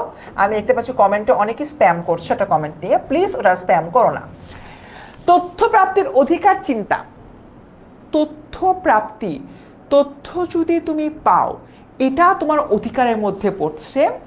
বিবেক এবং বাক স্বাধীনতা মানে বুঝো, আমি 1971 সালের ডাটা কালেক্ট করতে গেছিলাম, আমাকে ডাটাটা দিছে। ডাটা দেওয়ার পরে আমি দেখলাম 1971 সালে কি কি লোমহর্ষক ঘটনা ঘটছে, পাকিস্তানিরা কিভাবে জিনিসটাকে ম্যানিপুলেট করছে, এটা আমি দেখতে পারছি। এটার মাধ্যমে আমার বিবেকটাতে একটু চেঞ্জেস আসছে না? আচ্ছা, ও শিট, এতদিন তো খালি শুনতাম যে পাকিস্তানিরা এই করছে সেই করছে, এবার আমি প্রমাণ পাইলাম। মানে আরেকটা আমি লিনিয়ার করে বলি, তোমার কাছে তথ্যটা হলো তোমার জানার, তোমার জ্ঞানের প্রমাণস্বরূপ। সে ধরো তুমি জানো তোমার বন্ধু তোমার সাথে খারাপ ব্যবহার করছে, এটা তুমি কারো কাছ থেকে শুনছো, বাট তুমি জিনিসটা নিয়ে এখনো শিওর না, দেন তুমি ইনভেস্টিগেট করে দেখবা না, ইনভেস্টিগেট করে দেখবা যে কেন তোমার বন্ধু এরকম করলো। তার মানে তুমি আরো তথ্য গ্যাদার করলা। এই যে তুমি আরো রকমের হচ্ছে তথ্য হলো গিয়ে গ্যাদার করো, তখন আসলে কি হয়, তখন আসলে যেটা হয় তোমার বিবেকটা জাগ্রত হয় এবং এই তথ্য গ্যাদার করার মাধ্যমে তুমি বাক স্বাধীনতার অবিচ্ছেদ্য অংশতে পরিণত হও। এখন বলতে পারো যে ভাইয়া তথ্য পাইলাম, এটা সাথে বাক স্বাধীনতার কি সম্পর্ক? খুবই সিম্পল। 24-এ কি হয়েছিল? 24-এ বলছি ইন্টারনেট বন্ধ হয়ে গেছে। ইন্টারনেট বন্ধ তো হয় নাই যে আমরা ফেসবুকে বই যে শেয়ার টেয়ার করতেছিলাম, পোস্ট করতেছিলাম, বহির্বিশ্বকে জানাইতেছিলাম, আমরা যে কাজটা করতেছিলাম পার্টিকুলারলি ওই জিনিসটা বন্ধ করার জন্য ইন্টারনেট চলে গেছিল। তার মানে তথ্য অধিকার বন্ধ করে তোমার বাক স্বাধীনতাকে হরণ করা হয়েছে, বাক স্বাধীনতাকে তোমার নেওয়া হয়েছে, তোমাকে কথা বলার সুযোগটা বন্ধ করে দেওয়া হয়েছে। ঠিক নাকি বেঠিক? আমি কি ঠিক বললাম? একটু কমেন্টে জানো, ঠিক বলবো হ্যাঁ ভাইয়া ঠিক বলছেন, ইজন্ট ইট? সো এই যে একটা বিষয়, এটা নিয়ে এখানে মূলত আলোকপাত করা হচ্ছে। গণতান্ত্রিক রাষ্ট্রে জনগণ সকল ক্ষমতার মালিক বলি জনগণের ক্ষমতায়নের জন্য তথ্য অধিকার নিশ্চিত করা অত্যাবশ্যক। কোন রাষ্ট্রে তথ্য অধিকার নিশ্চিত করা বেশি অত্যাবশ্যক? গণতান্ত্রিক রাষ্ট্রে। কারণ গণতান্ত্রিক রাষ্ট্রে জনগণ সরকার নির্বাচন করে। তারা যদি রাজনৈতিক দল সম্পর্কে, দেশ সম্পর্কে, রাষ্ট্র সম্পর্কে, সমাজ সম্পর্কে সঠিক তথ্য না জেনে থাকে, তাহলে তারা কিভাবে সঠিক মানুষকে তোমার নির্বাচিত করবে? তাই না? নির্বাচিত করা পসিবল না। আমি জানলাম যে সাপোজ হচ্ছে গিয়ে কি বলবো, কালাম পার্টি লীগ, কালাম পার্টি লীগ, কেপিএল এই একটা হচ্ছে কি তোমার রাজনৈতিক দল আছে। কেপিএল নামক একটা রাজনৈতিক দল রয়েছে, কালাম পার্টি লীগ। কালাম পার্টি লীগের যে প্রধান মিস্টার কালাম, সেই কালাম কি একজন গুন্ডা নাকি একজন শিক্ষিত ব্যক্তি? এটা তুমি জানো না।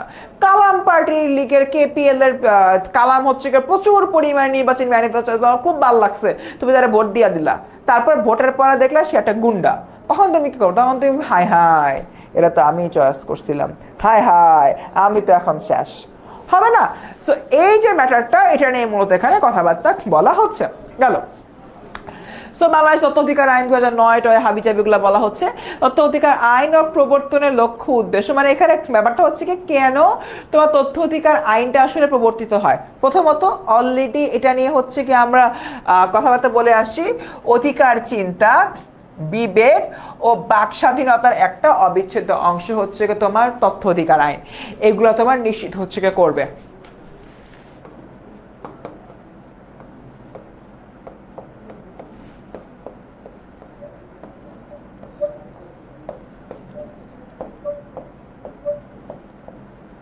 চারটা বিশে ভাই আমি তো নিজেও নামাজ পড়বো, এরকম করতেছো কেন? তোমার যারা চেনো, তোমরা আমাকে যারা চেনো জানো, তুমি জানো যে আমি নামাজের ব্রেক দিই, বাপ কেন দিব না? তোমরাও নামাজ পড়ো সব কমাবো, আমিও নামাজ পড়বো সব কমাবো। একটু একটু একটু বাই ওয়েট কর ভাই প্লিজ, আল্লাহ রে। আচ্ছা, যাদের হচ্ছে কি নামাজে হলো 15 মিনিট সময় লাগে, আগে থেকে বলি অজু করে ক্লাসে এসে বসবা, ঠিক আছে? 10 মিনিটের মধ্যে নামাজ পড়া যায়। এরপর দেখি, যেহেতু জনগণ এবং প্রজাতন্ত্রের সকল অধিকার মালিক ও জনগণের ক্ষমতায়নের জন্য তথ্য অধিকার নিশ্চিত করা অত্যাবশ্যক, অর্থাৎ তোমার হচ্ছে এই যে আমাদের মালিক রয়েছে, আমাদের যে জনগণ রয়েছে, সেই জনগণের যাবতীয় তথ্য জানা দরকার। এরপরে দেখি, যেহেতু জনগণের অধিকার নিশ্চিত করা হলে সরকারি স্বায়ত্তশাসিত সংবিধিবদ্ধ সংস্থা এবং সরকারি ও বিদেশি অর্থায়নে সৃষ্ট পরিচালিত বেসরকারি সংস্থার স্বচ্ছতা ও জবাবদিহিতা বৃদ্ধি পাবে, দুর্নীতি হ্রাস পাবে, সুশাসন প্রতিষ্ঠা হবে। যেহেতু সরকার ও স্বায়ত্তশাসিত সংবিধিবদ্ধ সংস্থা বিদেশি অর্থায়নে সৃষ্ট বা পরিচালিত বেসরকারি সংস্থা স্বচ্ছতা জবাবদিহি নিশ্চিত করার লক্ষ্যে তথ্য আইন করা হইল। এইখানে তোমার একটা জিনিসই হইলো কি বলছে, ট্রান্সপারেন্সি, অ্যাকাউন্টেবিলিটি।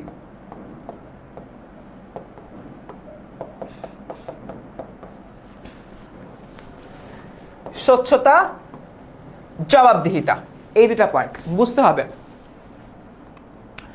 ওকে, সো এখান থেকে যদি হলো কি আমি চিন্তা করি, স্বচ্ছতা আর জবাবদিহিতা বলতে কি বুঝায়? খুবই সিম্পল, মজার একটা এক্সাম্পল দিই চলো। তোমার বাসায় তোমার একটা ভাই আছে, সাপোজ সাইমন, সাইমনের হলো কি ভাই আছে, সাইমন আর সাইমনের ভাই, ওরা দুই ভাই বোন ফর অ্যান এক্সাম্পল, বা ওরা দুই ভাই। বাসায় একটা বার্গার আছে, বার্গার আছে একটা। এখন তোমার আব্বু আম্মু হলো কি ভাবতেছে বার্গার একটা আছে, থাক কাউরে কিছু বলবো না, যে পায় সে খাবে, না হলে তো হচ্ছে কি দুই ভাইয়ের মধ্যে হলো কি তোমার কি বলে মারামারি করবে। সো সাইমনের ভাই একটু চালাক টাইপের, সাইমনের ভাই কি করছে, ও হইলো কি ফ্রিজ টিজ কেটে বার্গার পায়, বার্গারটা খেয়ে ফেলছে। সাইমন 2 দিন পরে জানতে পারছে, এখন হাত পা বিছায় কাঁদতেছে। তার মানে এখানে কি ছিল? দুটো জিনিসের অভাব ছিল। প্রথমত ট্রান্সপারেন্সির অভাব ছিল, সাইমনের ফ্যামিলিতে ট্রান্সপারেন্সির অভাব ছিল। এক বার্গার তোমার হইলো গিয়ে আছে একটা নাকি দুইটা, এটা সাইমনকে জানানোই হয়নি। এমন হয়তো বার্গার একটা আছে, আসো বার্গারটাকে হইলো গিয়ে মাঝখানে ভাগ করে দুই ভাই খাও, বাট এটা হয়নি। সো ট্রান্সপারেন্সির অভাব।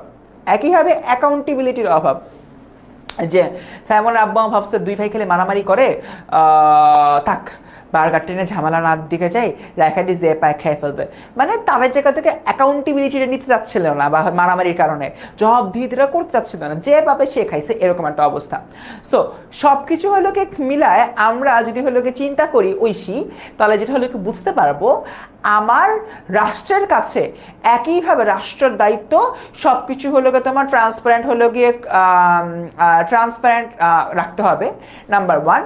নাম্বার 2, তোমার হচ্ছে কি রাষ্ট্র জনগণের কাছে জবাবদিহি করবে, এটা কেন করছো, এটা কেন করছো, হুটহাট বলবে না ইন্টারনেট বন্ধ হয়ে গেছে, ঠিক আছে? এটা এখানে মূলত বলা হচ্ছে।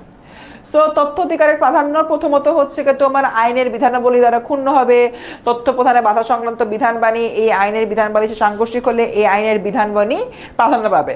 এখন তোমরা হচ্ছে কি বলতে পারো যে ভাইয়া বিধানবাণী মানে কি? মানে কোনো একটা যে আইনের যে বইটা রয়েছে সেইটা নিয়ে বেসিক্যালি এখানে কথাবার্তা বলা হচ্ছে। এই আইনের 4র্থ ধারায় বলা হচ্ছে যে আইনের বিধানাবলী, যে তোমার বিধানে যতগুলা আইনের লজ আছে, যতগুলা ক্লজ আছে, সবগুলা হচ্ছে গিয়ে তোমার ক্লজ নিয়ে এখানে কথাবার্তা বলা হচ্ছে। সাপেক্ষে কর্তৃপক্ষের নিকট হতে প্রত্যেক নাগরিকের তথ্য লাভের অধিকার থাকবে এবং কোন নাগরিকের অনুরোধের প্রেক্ষিতে সংশ্লিষ্ট কর্তৃপক্ষ তাকে তথ্য সরবরাহ করতে বাধ্য থাকবে। অর্থাৎ এখানে তোমার কি হবে, তথ্য সরবরাহ করা যাবে, আবার তোমার হচ্ছে গিয়ে তথ্য নিয়ে কাজও করা যাবে। অর্থাৎ রাষ্ট্র তোমাকে অবভিয়াসলি তথ্যটা দিবে। ঠিক আছে, ডান। অধিকারের পঞ্চম ধারায় বলা হয়েছে যে এই আইনের অধীনে তথ্য অধিকার নিশ্চিত করার লক্ষ্যে প্রত্যেক কর্তৃপক্ষ তার যাবতীয় তথ্যের ক্যাটালগ এবং ইন্ডেক্স, মানে তো বইয়ের আগে সূচিপত্র থাকে না, ওই সূচিপত্র দিবে যে এ ভাই নাও সূচিপত্র, এটার মধ্যে দেখো কি কি তথ্য আছে, কি কি অধিকার আছে, এগুলো তুমি পাওয়া। ঠিক আছে, নাও একটা বিষয় এখানে আমাদের মাথায় রাখতে হবে, রাষ্ট্রের কিছু কিছু তথ্য থাকে কনফিডেন্সিয়ালিটি এখানে মেনটেন করতে হয়।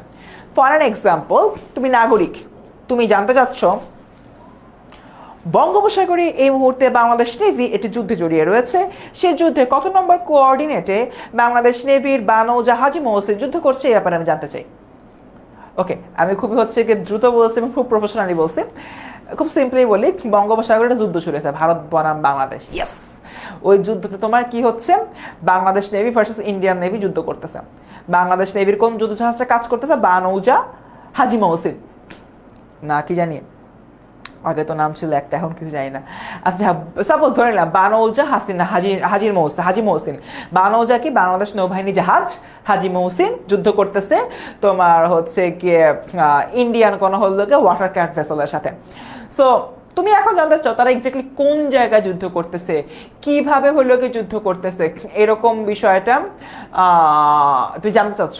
এটা কি তোমাকে দেওয়া হবে? অবভিয়াসলি না, এটাও তোমার দেওয়া হবে না। তাই যেগুলা রাষ্ট্রের কনফিডেন্সিয়াল তথ্য, সেই কনফিডেন্সিয়াল তথ্য তোমাকে দিবে না, বা যে তথ্য না জানে তুমি এখনই হলে মারা যাবা, ওই তথ্য তোমাকে দিবে। ধরো তোমার জমি জিরাত ঝামেলা হয়েছে, তোমার একটা আইন নিয়ে জানতে হবে, যে আইন জানলে তুমি টকাশ করে হচ্ছে গিয়ে মামলাটা জিতে যাবা, রাইট? সো ওই আইন জানা তোমার জন্য ফরজ, তোমার অধিকারের মধ্যে পড়ে। বাট বাংলাদেশে কোন যুদ্ধজাহাজ কই যুদ্ধ করতেছে, আর্মিরা কি যুদ্ধ করতেছে, কি যুদ্ধ করতেছে না, এই সকল confidential information you never know, তুমি জানতে পারবা না। ঠিক আছে, ওকে, আগে সেখানে আরো বেশ কিছু জিনিসপত্র রয়েছে, যে তথ্য কম্পিউটারের মধ্যে লোকে সংরক্ষণ করতে হবে, তথ্য কমিশন তথ্য সংরক্ষণ ব্যবস্থাপনার জন্য বিভিন্ন ধরনের কর্তৃপক্ষের সাহায্য সহযোগিতা নেবে ইত্যাদি। আচ্ছা, এবার দেখি এখানে আরেকটা ইনফরমেশন বলা হয়েছে যে তোমার তথ্য অধিকার আইন কার্যকর হবার অনধিক 10 কর্মদিবসের মধ্যে, অনধিক 10 কর্মদিবস মানে 10-এর নিচে, 10-এর নিচে, 10-এর মধ্যে তথ্য কমিশন নামে একটি কমিশন গঠিত হবে। তথ্য কমিশনটি সংবিধিবদ্ধ স্বাধীন সংস্থা হবে। তথ্য কমিশনের প্রধান কার্যালয় ঢাকায় থাকবে এবং প্রয়োজন বোধে বাংলাদেশের যে কোনো স্থানে এর শাখা স্থাপন করা যাবে। এক কথায় আমার যে তথ্য কমিশনটা রয়েছে, তথ্য কমিশন সব জায়গায় কাজ করবে, এবং হলো কেউ যদি কোনো তথ্য কমিশনের কাছে তথ্য চায় তাহলে 10 দিনের কম সময়তে তাকে তথ্যটা দিয়ে দেওয়া হবে। That's it. হোপফুলি আমরা সবাই ক্লিয়ার। এটা নাগরিক জীবনে তথ্য অধিকার আইনের হচ্ছে প্রভাব, দেখা যাচ্ছে যে এটা অনেক হলো প্রভাব রয়েছে, এবং বলা হয়েছে তথ্য প্রাপ্তি কি করে, তোমার হচ্ছে কি চিন্তা, বিবেক ও বাক স্বাধীনতায় একটা অবিচ্ছেদ্য অংশ হিসাবে কাজ করে। ওকে, সো এটার তোমার যে চিন্তা, বিবেক ও বাক স্বাধীনতা রয়েছে, এটা নিয়ে আসলে তোমার কাজ করে তথ্য কমিশন। বাঁধন, তথ্য কমিশনের তোমার মতো এরকম মানে অদ্ভুত জিনিস করার মতো সময় নাই। তুমি এ প্লাস পেতে চাও না, দ্যাটস আপ টু ইউ, বা তথ্য কমিশনে তো দেশটা চালাইতে হয়, বুঝছো?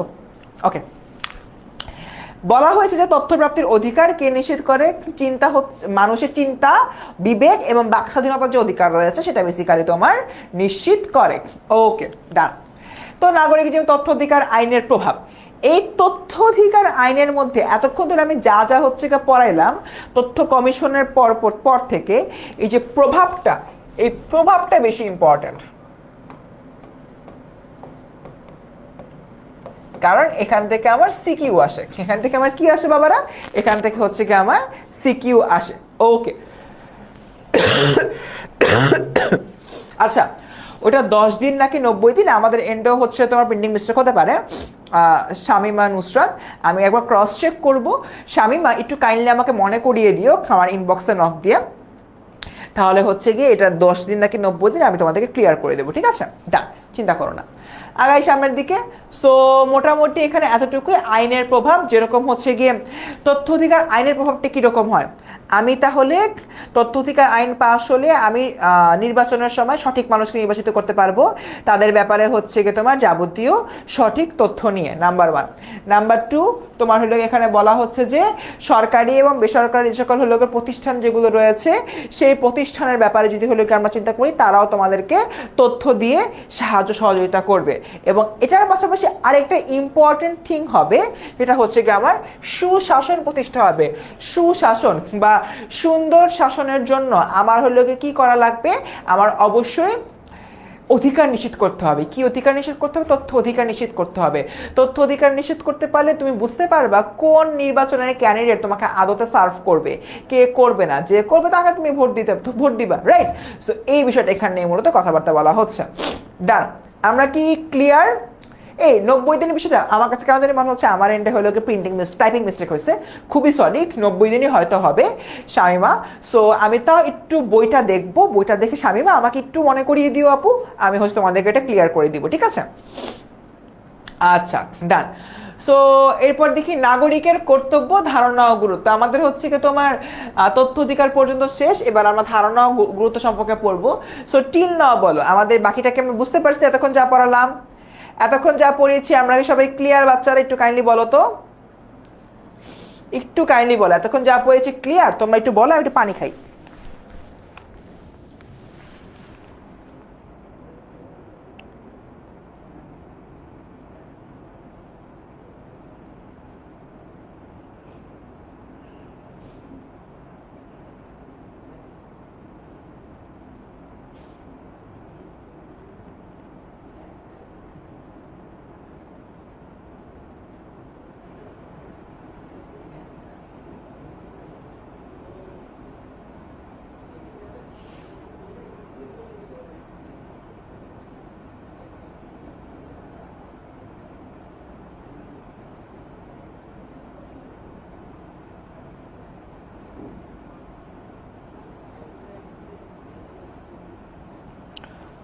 ওকে, ডান,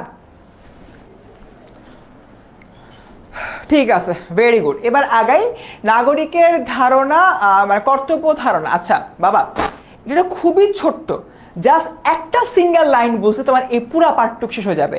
একটা সিঙ্গেল লাইন একটানে হচ্ছে কি তোমার শেষ। দেখো ওই গেল, কোথায় গেল? এই তো, কিছু কর্তব্য থাকে যেটা একজন নাগরিক দেশের জন্য করবে। প্রথমত, আইন মেনে চলবে, আইন মানবে। দ্বিতীয়ত, নিয়মিত কর প্রদান করবে। তৃতীয়ত, সন্তানকে তোমার শিক্ষাদান করবে।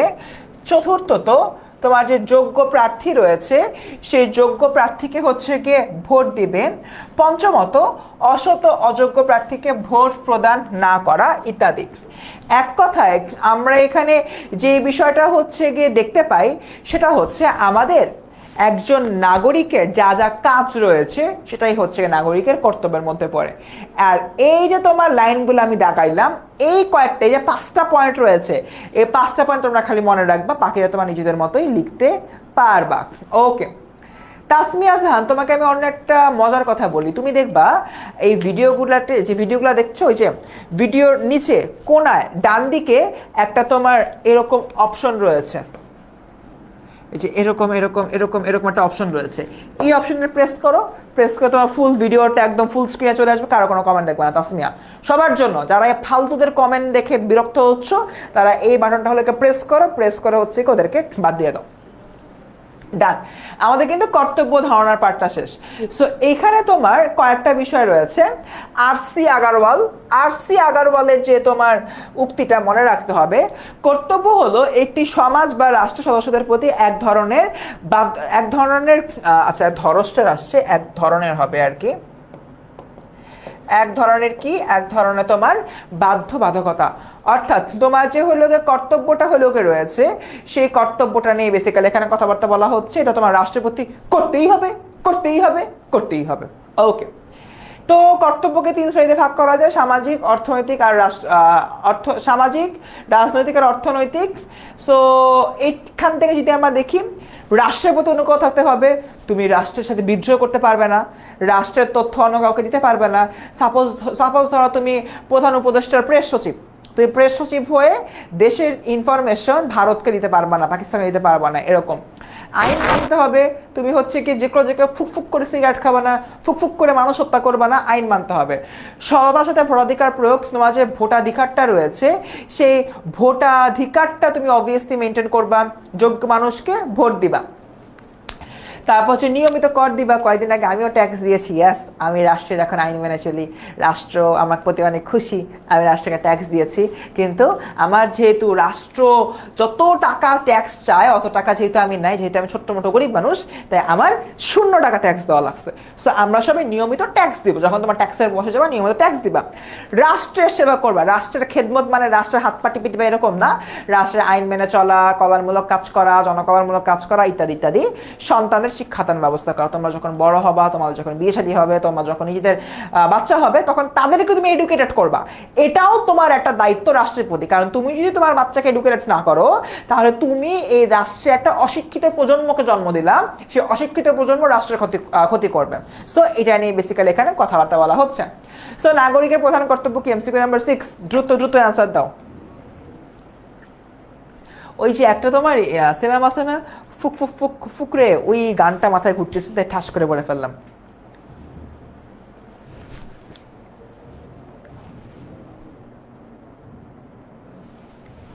সাইমন ইসলাম, তোমার বাসায় কিন্তু বার্গার একটা। থ্যাংক ইউ আফরিনা ভাই। মজার ব্যাপার কি জানো? মজার ব্যাপার হচ্ছে সিভিক্স এত বোরিং একটা সাবজেক্ট, এটাকে যদি মজা করে না পড়ানো হয়, তোমরা শেষ পুরা। ওকে, 6 রে বলতো সবাই, দেখি আনসার। প্রধান কর্তব্য হচ্ছে রাষ্ট্রের প্রতি তোমার আনুগত্য থাকা। মানে তুমি সবকিছু করলাম, কিন্তু পাশাপাশি রাষ্ট্রের তথ্য ইন্ডিয়াকে বললো, ইন্ডিয়া এদিকে আসো, বাংলাদেশে কিন্তু রাঙ্গামাটিতে একটা গ্যাঞ্জাম হয়েছে, যাও রাঙ্গামাটিটা দখল করে নাও। ইন্ডিয়ার এসব বলো, তুমি তো রাষ্ট্রের প্রতি কি করলা? আনুগত্য প্রদর্শন করলা না। সো রাষ্ট্রের প্রতি আনুগত্য প্রদর্শন করা সবার আগে। ওকে, ডান। সো মানবাধিকার, আমরা এখন মানবাধিকার নিয়ে কথাবার্তা বলবো। সব মানুষই জন্মগতভাবে স্বাধীন। রুশো বলেছেন যে মানুষ স্বাধীন হয়ে জন্মগ্রহণ করে, ম্যান ইজ বর্ন ফ্রি। শুধু তাই নয়, মানুষ জন্মগতভাবে সম অধিকার ও মর্যাদা সম্পন্ন। সো এখানে আসলে তোমার ইউএনও মানে ইউনাইটেড নেশনস অর্গানাইজেশন, এই যে তোমার জায়গাটা রয়েছে, এখান থেকে যদি হলো চিন্তা করি, তারা মানুষের যে মৌলিক অধিকার রয়েছে, মৌলিক অধিকার নিয়ে কথাবার্তা বলে। এখানে তোমার অনেকগুলো, 2টা বেসিক্যালি আমি দিয়ে দিয়েছি। তার মধ্যে এসপি হান্টিংটন যেটা বলেছেন, মানবাধিকার হলো মানুষের সহজাত সমসুযোগ সৃষ্টি করে এবং এর ফলে মানুষের মানবিকতা পূর্ণতা দেয়। এক কথায় আমরা এখানে যদি হলো চিন্তা করি, এখানে আমরা কি দেখতে পাবো যে মানবাধিকার যেটা রয়েছে, মানবাধিকার সবার জন্য সমান সুযোগ সৃষ্টি করবে, একটা ইকুয়ালিব্রিয়াম হচ্ছে কি পয়েন্ট ক্রিয়েট করবে, যেখানে সবাই সমান অধিকার পাবে। তুমিও সমান অধিকার পাবে, একজন রিক্সা চালকও সমান অধিকার পাবে। That's it. ওকে, আচ্ছা, তোমাদের এখন নামাজের ব্রেক, 4:20 বেজে গেছে। একটা খালি অ্যান্সার বলে নি। নাগরিকের প্রধান কর্তব্য হচ্ছে রাষ্ট্রের আইন মেনে চলা। একজন বলছে ডি কেন হবে না, এটার ব্যাখ্যাটা একটু দিই, ব্যাখ্যাটা দিয়ে আমি চলে যাচ্ছি। দেখো, রাষ্ট্রের সেবা করা হচ্ছে কি তোমার কর্তব্য, বাট এটা প্রধান না। তোমার রাষ্ট্রের সেবা তুমি না করলে অন্য আরেকজন করতেছে, এটা প্রধান না। দ্বিতীয়ত, কর প্রদান করা, তুমি কর প্রদান না করলে আরেকজন হয়তো দিচ্ছে, সো এটাও প্রধান না। আইন মেনে চলা, তুমি যদি রাষ্ট্রের আইন মেনে না চলো, রাষ্ট্র তোমাকে কিন্তু আসলে কি করবে, শাস্তি দিবে, সো এটাও আসলে প্রধান না। বাট রাষ্ট্রের প্রতি আনুগত্য, সে ধরো তোমার কাছে এমন একটা তথ্য রয়েছে, যে তথ্যটা পার্শ্ববর্তী দেশের কাছে গেলে সেই পার্শ্ববর্তী দেশ তোমার দেশকে দখল করে ফেলতে পারে। তার মানে তুমি সেই তথ্যটা দিলা না, তুমি লয়ালিটি হচ্ছে প্রকাশ করলা, আনুগত্য প্রকাশ করলা। তার মানে এটা হলো বেশি ইম্পর্টেন্ট। তো স্টুডেন্ট, 4:21 বেজে গেছে। সো আমরা এখন সবাই নামাজ ব্রেকে যাব। আমাদের ক্লাস শুরু হবে 4:31-এ।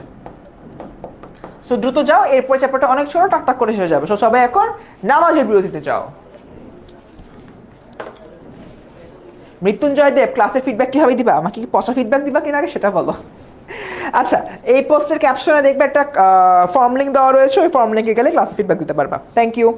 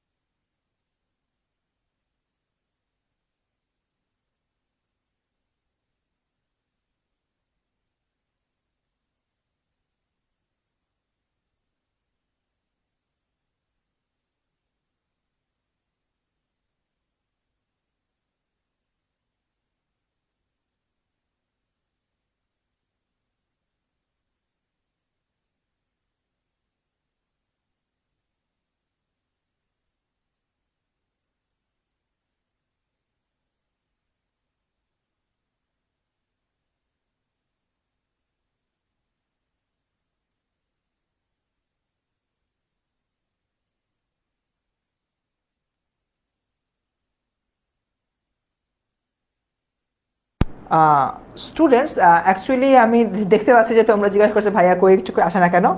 তোমরা অনেকেই বলছিলে ফিডব্যাক ফর্ম কাজ করতেছে না, তাই আসলে আমি ইনস্ট্যান্টলি ফোন দিলাম একজনকে। সো একটু পরেই তোমাদের হচ্ছে এই যে কমেন্ট সেকশনটা রয়েছে বা কোনো একভাবে ফিডব্যাক ফর্মটা তোমাদের কাছে হলে পাঠিয়ে দেওয়া হবে। সো টেনশন করো না। সো তোমাদের কমেন্টটা বারবার দেখে আমি ফিডব্যাক ফর্মের কথা হচ্ছে বললাম। সো তোমরা ফিডব্যাক ফর্ম একটু পরে অ্যাক্সেস করতে পারবা। মাঝে মাঝে টেকনিক্যাল ডিফিকাল্টিস হয় আর কি, বুঝতে পারছো না? ওকে, গুড টু গো। আগাই আমার অস্ত্র কোথায়? অস্ত্র পেয়েছি, অস্ত্র। ওকে, সো বাবারা এবার আমরা চলে যাই পরবর্তী হচ্ছে পার্টে। সো আমরা মানবাধিকার নিয়ে কথাবার্তা বলছিলাম।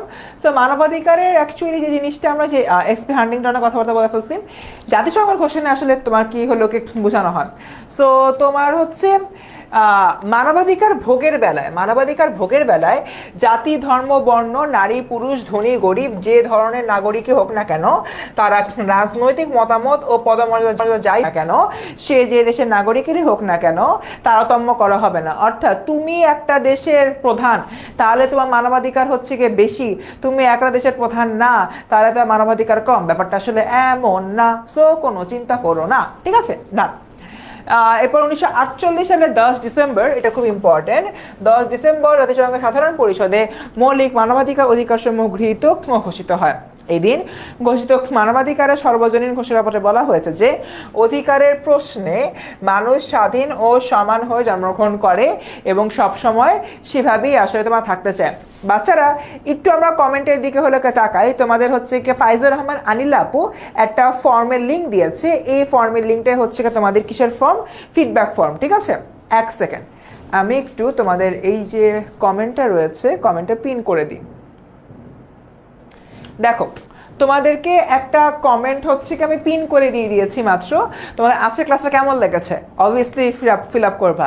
তোমরা আমার ক্লাসে বেশি বেশি চাও কি না, এটাও যদি চাও কমেন্টে এই ফিডব্যাক ফর্মে বলে দিতে পারো, তাহলে দেখো হয়তো বেশি বেশি ক্লাস আমি নিতে পারবো, ঠিক আছে? ওকে, সো এই ক্লাসটা কেমন লাগছে, কেমন ছিল না ছিল, ইন ডিটেইলে তোমরা এই ফিডব্যাক ফর্মে দিয়ে দিও, ঠিক আছে? সো সবাই হলো পেয়ে যাবে। ফিডব্যাক ফর্মটা কিন্তু এখানে পিন করে রেখে দিয়েছি। ডান। সো আগাই সামনের দিকে। এরপর দেখি মেন আর বর্ন আর always continue to free and equal to in respect to their rights. এখানে কি বলছে? এখানে বলছে যে মানুষ জন্মগ্রহণ করে এবং জন্মগ্রহণ করে সে আসলে সবসময় ফ্রি অ্যান্ড ইকুয়াল থাকতে চায় সকল ক্ষেত্রে, রেসপেক্টের ক্ষেত্রে বলো, তার জীবনযাত্রার ক্ষেত্রে বলো, সকল ক্ষেত্রে ফ্রি অ্যান্ড ইকুয়াল থাকে। গেল। সো আমরা এটা অ্যান্সার দিই, কত সালে কত তারিখে জাতিসংঘ কর্তৃক মৌলিক মানবাধিকার সমূহ গৃহীত হয়েছিল? 48 10 ডিসেম্বর, 20 16 26 ডিসেম্বর।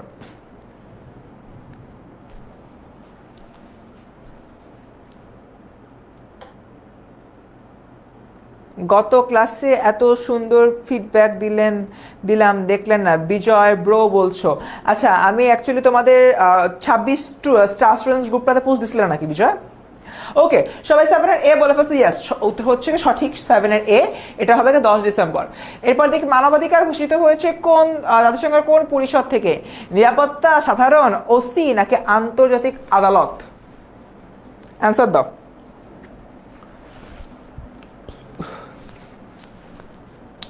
দ্রুত এটা অ্যান্সার দাও। মানবাধিকার ঘোষিত হয়েছে জাতিসংঘের কোন পরিষদে?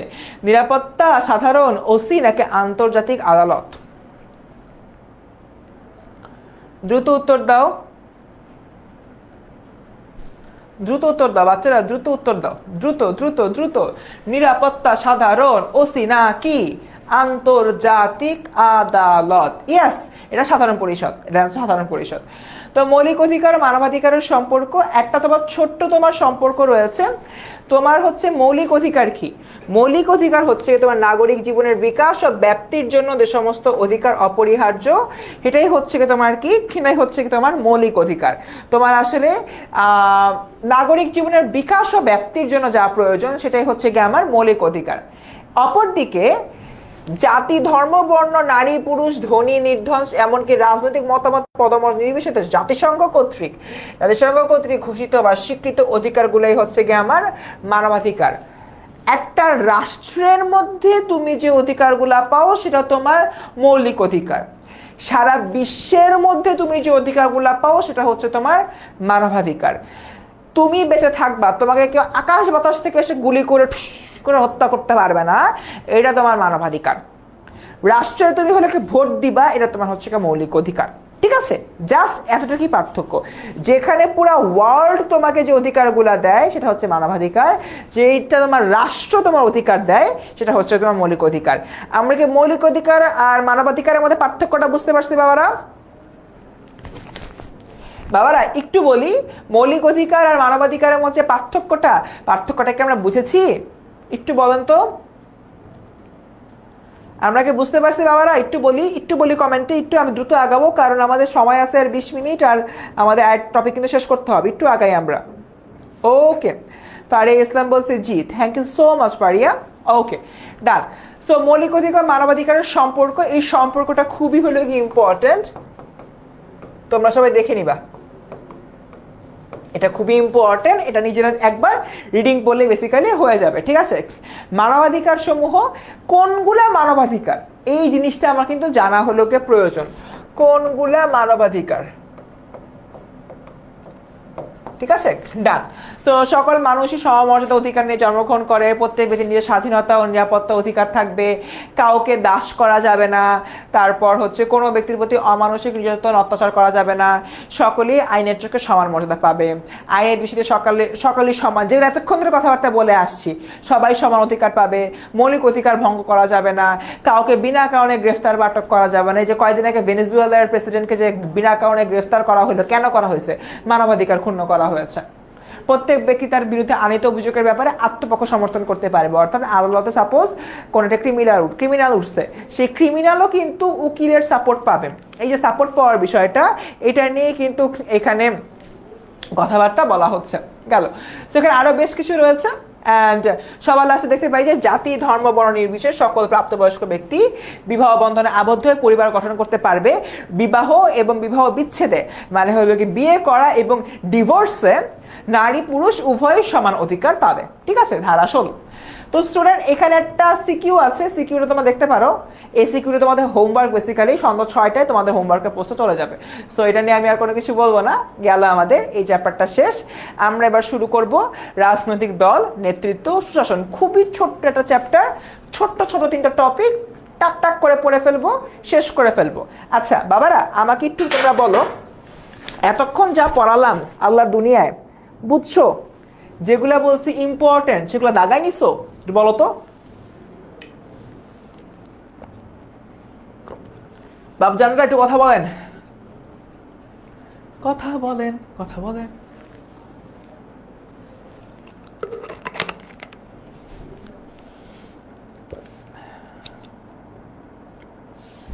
হ্যাঁ নাদিমা, এই মেয়েটার মানবাধিকার ক্ষুণ্ণ করা হয়েছে, বুঝতে পারছো? আচ্ছা, তোমরা তো অনেকদিন ধরে হচ্ছে আমাদের সিভিক্স ক্লাস করতেছো, আজকে সিভিক্স ক্লাসটা কেমন লাগছে বলো তো? বোরিং লাগতেছে? বোরিং লাগা উচিত নাই, অনেক মজা করে পড়াচ্ছি, অনেক ট্রাই করতেছি। আজকে সিভিক্স ক্লাসটা কেমন লাগছে বলো না?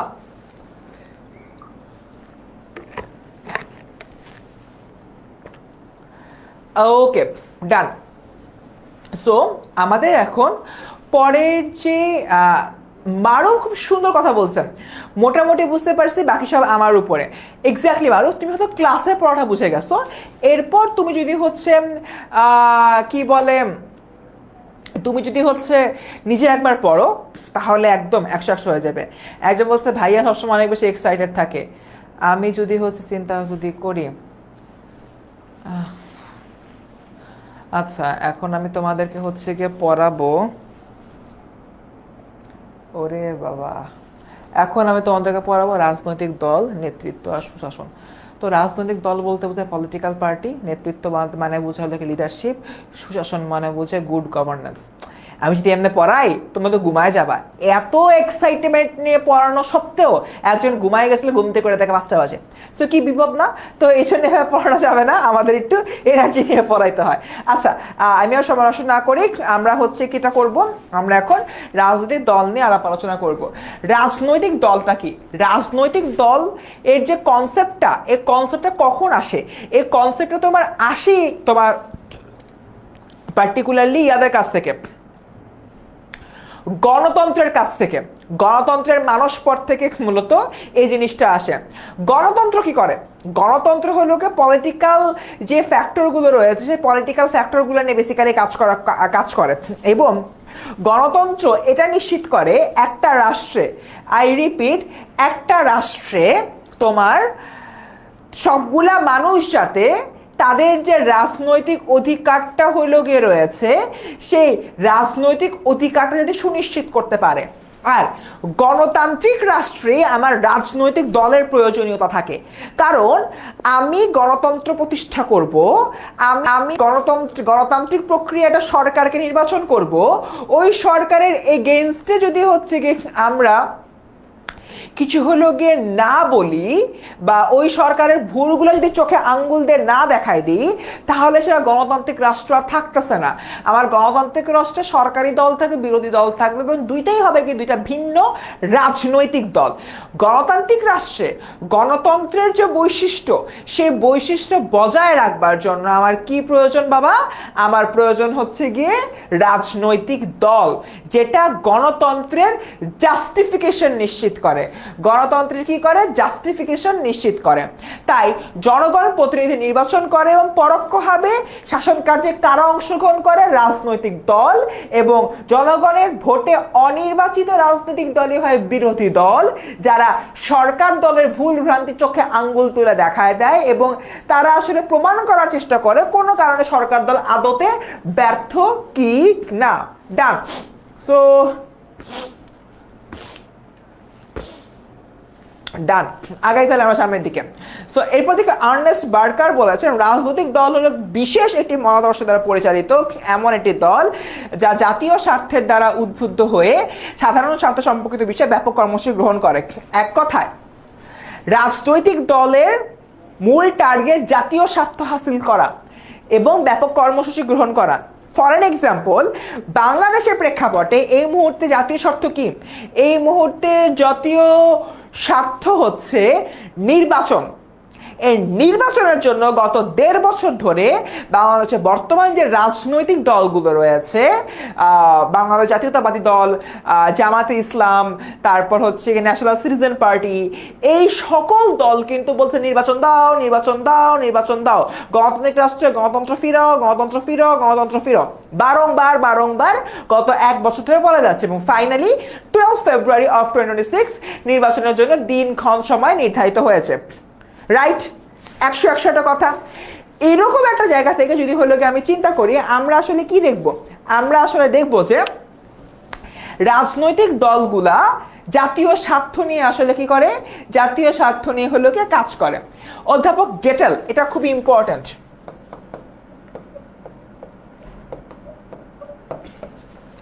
অধ্যাপক গেটেলের মতে রাজনৈতিক দল মোটামুটি ভাবে সংগঠিত এমন একটি নাগরিক সম্প্রদায় যারা রাজনৈতিক সংগঠন হিসাবে কাজ করে এবং যাদের ভোট দানের ক্ষমতা দ্বারা সরকারকে নিয়ন্ত্রণ এবং অন্যান্য কাজগুলো করতে হেল্প করে। ডান। সো বাকিগুলো আছে দেখে নিবা। ম্যাকাইভার একটা খুব ইম্পর্টেন্ট।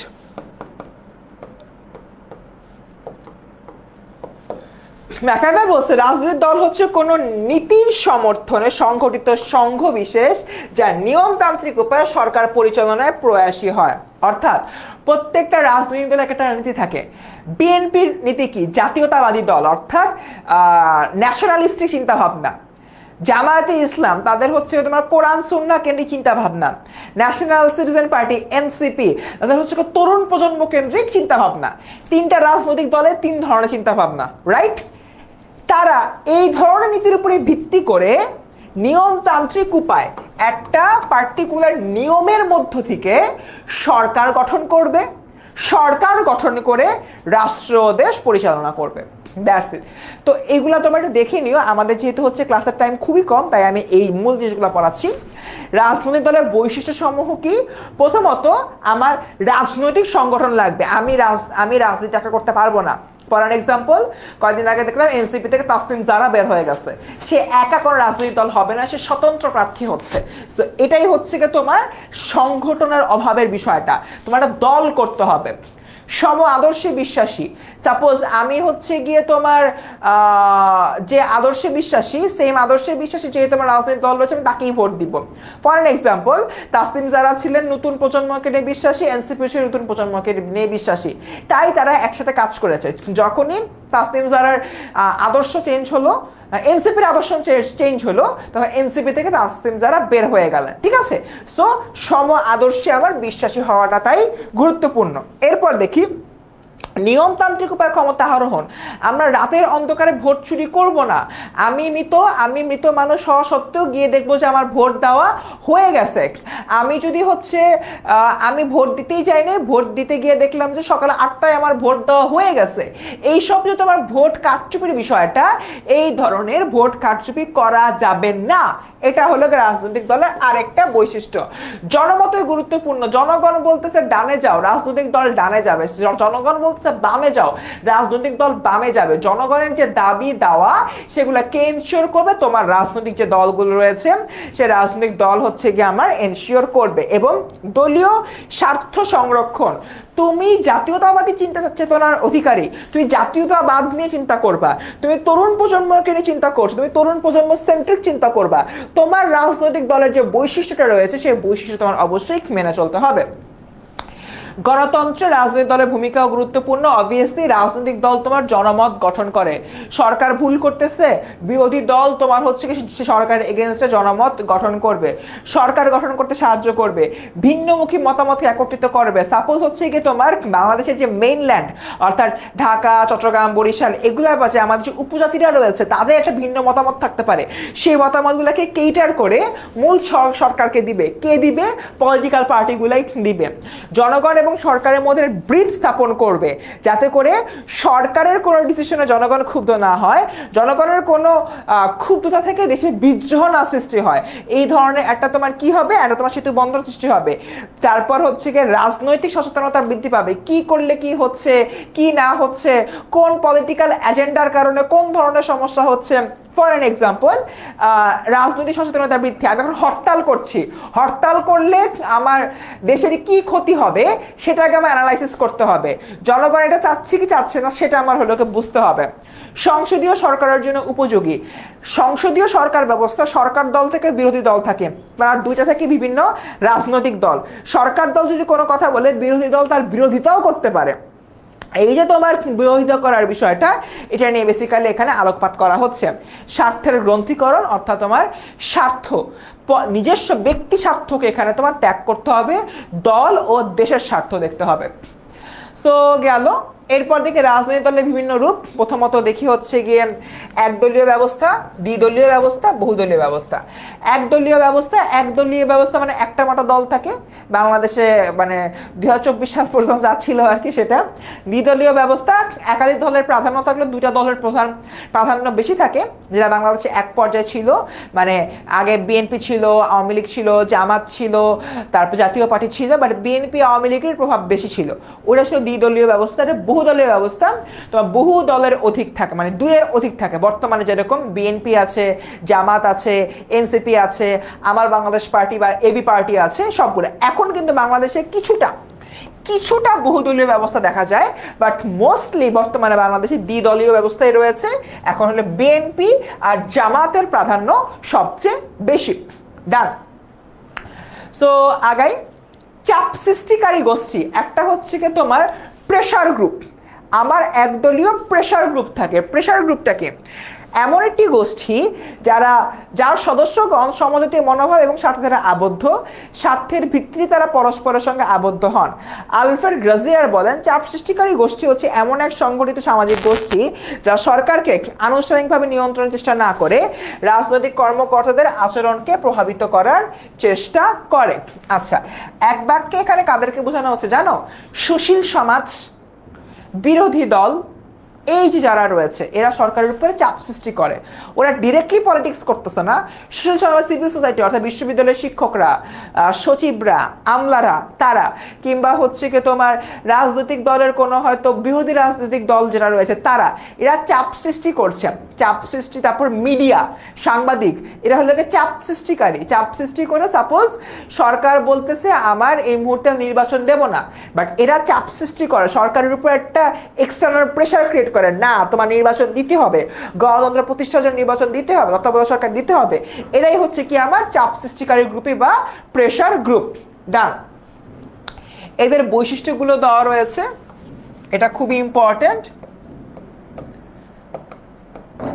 যেরকম হচ্ছে বেসরকারি সংগঠনগুলো হতে পারে, তারপর সুনির্দিষ্ট লক্ষ্য বা স্বার্থ থাকতে পারে, এমন যারা তারা হতে পারে। এটা তোমরা নিজেরা পড়ে নিবা। এরপর আসলে কি নেতৃত্ব আসলে লিড দ্বারা বোঝানো হয়। এবং নেতৃত্ব কি? নেতৃত্ব হচ্ছে কি তোমার এক ধরনের সামাজিক গুণ, এক ধরনের সোশ্যাল তোমার কোয়ালিটি। এখন সোশ্যাল কোয়ালিটি কিভাবে হবে? এটা হচ্ছে কি তোমার কর্মসূচি প্রণয় এবং তা বাস্তবায়নের মাধ্যমে নেতৃত্ব বিকশিত হয়। অর্থাৎ পলিটিক্যাল পার্টির মধ্যে থেকে আসলে তোমার নেতৃত্বটা উঠে আসে। এরপর দেখি তোমার নেতৃত্বের ধারণা সংজ্ঞা দেওয়া রয়েছে। আমরা যদি দেখি এখানে নেতৃত্বের প্রকারভেদ, তোমার হলো কি সুলভ নেতৃত্ব, ঠিক আছে? সুলভ নেতৃত্ব হলো কি, আমরা যদি হলো কি চিন্তা করি, দেখা যায় যে খুবই সিম্পল ভাবে আমরা যে নেতৃত্বগুলো দিয়ে থাকি, কোনো হয়তো কোনো টিম লিড করতেছে, এগুলো খুবই সিম্পল। যেগুলা রাজনৈতিক নেতৃত্ব, এখানে তোমার আসলে পলিটিক্যাল যে নেতৃত্বগুলো রয়েছে, অর্থাৎ রাজনৈতিক দলের যে নেতারা তাদের কথা বলা হচ্ছে। সম্মোহনী নেতৃত্ব, কোনো একটা প্রোগ্রাম হচ্ছে, সেই প্রোগ্রামে যিনি বিশেষ অতিথি রয়েছেন, প্রধান অতিথি রয়েছেন, তিনিও কিন্তু নেতৃত্ব প্রদান করছেন, কিন্তু বা সেটা কি হবে? সরকারি তোমার সম্মোহনী নেতৃত্ব। প্রশাসনিক নেতৃত্ব বা ব্যবস্থাপনা নেতৃত্ব, ব্যাংকের এমডি থাকে, ম্যানেজিং ডিরেক্টর থাকেন, প্রাইভেট কোম্পানিতে সিইও, চিফ এক্সিকিউটিভ অফিসার থাকেন। এই যে মানুষরা রয়েছে তারা হলো কি নেতৃত্ব দিচ্ছে। বাট সিভিক্সের ক্ষেত্রে আমরা কি বলে, রাজনৈতিক নেতৃত্বের দিকে আসলে তোমার বেশি গুরুত্ব দিব। যারা নেতা তাদের ব্যক্তিত্ব থাকে, পার্সোনালিটি থাকে, আলাদা হলে বুদ্ধিমত্তা থাকে, তাদের হচ্ছে মানসিক এবং দৈহিকভাবে নিজেদেরকে সুস্থ রাখার চেষ্টা করে, অনেক অভিজ্ঞতা থাকে, এক্সপিরিয়েন্স থাকে কাজ করার মাধ্যমে, তাদের হচ্ছে কি বুঝতে পারে যে ভবিষ্যতে কি হইতে পারে, এই যে দূরদৃষ্টিটা, সেই জিনিসটা হলো কি তারা নিশ্চিত করতে পারে। এর পাশাপাশি শিক্ষা এবং চারিত্রিক কঠোরতা ও কোমলতার যে বিষয়টা রয়েছে এটাও তারা নিশ্চিত করে। এবং আরেকটা গুরুত্বপূর্ণ বিষয় হচ্ছে তারা খুব কথায় পটু হয়, তারা কথা দ্বারা মানুষকে নিয়ন্ত্রণ করতে পারে এবং তারা হয় উত্তম শ্রোতা। পাশাপাশি নিউট্রালিটি তাদের লাইফের আরেকটা বড় গুরুত্বপূর্ণ অংশ। এবং ন্যায় নীতি পরায়ণ, তারা তাদের যে ন্যায় নীতি নিয়েও কিন্তু ভালোভাবে কাজ করতেছে। ওকে, ডান। সুশাসন প্রতিষ্ঠা কিভাবে হয়? আমি গুড গভর্নেন্স কিভাবে প্রতিষ্ঠা করব? গুড গভর্নেন্স প্রতিষ্ঠার জন্য আমার প্রথমে দলীয় নীতি নির্ধারণ করতে হবে, যেখানে জনগণের ওয়েলফেয়ার নিশ্চিত হবে। রাষ্ট্রীয় নীতিতেও আমার জনগণের ওয়েলফেয়ার নিশ্চিত করতে হবে। সুষ্ঠু জনমত, আমাদের প্রত্যেকটা মানুষের যে জনমত রয়েছে সেই জনমত নিয়ে আমরা কাজ করব। পলিটিক্যাল যে শিক্ষাগুলো রয়েছে, পলিটিক্যাল শিক্ষাটা ভালোভাবে দিব। এখানে আমি গণতন্ত্র নিয়ে কোনো দুষ্টুমি করব না, গণতন্ত্রকে নিয়ে কোনো খারাপ কাজ করব না, সেটা বলা হচ্ছে। সঠিক পরিকল্পনায় প্রণয়ন করব। জাতীয় ঐক্য এবং পুরো জাতিকে, বাংলাদেশের একদম টপ টু বটম সবকিছুকে হচ্ছে কি আমরা কি করব, আমরা আমাদের জায়গা থেকে একদম সুনিশ্চিত করে রাখবো, একটা ঐক্যবদ্ধ অবস্থায় রাখবো, সমন্বয় সাধন করব। পুরা বাংলাদেশে আমরা এই জিনিসটাকে কন্ট্রোল করার চেষ্টা করব। এবং গণতন্ত্রের যে মূল বৈশিষ্ট্য, গণতন্ত্রের যে তোমার বৈশিষ্ট্য, যে সকলের সমান অংশগ্রহণ এবং সম অধিকার, সেটাও আমরা এখানে এনশিওর করব। সো নেতৃত্বের পার্টটাও শেষ এবং এর মধ্য দিয়ে আমাদের কিন্তু আসলে পুরো বিষয়টা শেষ হয়ে যাচ্ছে। এক কথায় রাজনৈতিক দলের মাধ্যমে থেকে আমি হলো নেতৃত্বকে খুঁজে বের করে আনতে পারি এবং সুষ্ঠু নেতৃত্বের মাধ্যমে আমরা সুশাসনটাকে নিশ্চিত করতে পারি। এখানে তোমার একটা সিকিউর রয়েছে, সিকিউর গটা একটু দেখি। সাইফুল ইসলামের আচরণে কি ধরনের নীতিতে প্রকাশ পেয়েছে? সাইফুল্লাহর অসাধারণ গুণাবলীর জন্য জনসাধারণকে বিশেষ সম্মানের আসনে বসেছে, মানে সম্মোহনী নেতৃত্ব। বললাম না, সম্মানিত কোনো ব্যক্তিকে আমি কোনো একটা প্রোগ্রামের প্রধান অতিথি বানাইলাম, বিশেষ অতিথি বানাইলাম, এটাই হচ্ছে আমার সম্মোহনী নেতৃত্ব। ঘ নম্বর দেখি, তোমার হচ্ছে উদ্দীপকে বর্ণিত নেতৃত্বে জাতি গঠনে গুরুত্বপূর্ণ অবদান রাখতে পারে, তুমি কি একমত? এটা হচ্ছে কি হ্যাঁ, আমি এটা হলো কি একমত। তার কারণ সম্মোহনী নেতৃত্বটা আসলে খুবই ইম্পর্টেন্ট। এর মাধ্যমে আমি সুন্দর একটা দেশ পেতে পারি, সুন্দর একটা সুন্দর একটা মানুষকে পেতে পারি যে দেশ এবং জাতিকে নেতৃত্ব দিয়ে সামনের দিকে এগিয়ে যাবে। তো স্টুডেন্ট, বেসিক্যালি আমাদের যে ক্লাসটা আজকে আমরা এখানে শেষ করব। আমাকে একটু কাইন্ডলি কমেন্টে জানাও হাউ ওয়াজ দ্য ক্লাসটা কেমন লেগেছে, একটু কাইন্ডলি আমি কমেন্টে জানাও। আমরা উইদিন 2 মিনিটস ক্লাসটা শেষ করে ফেলবো।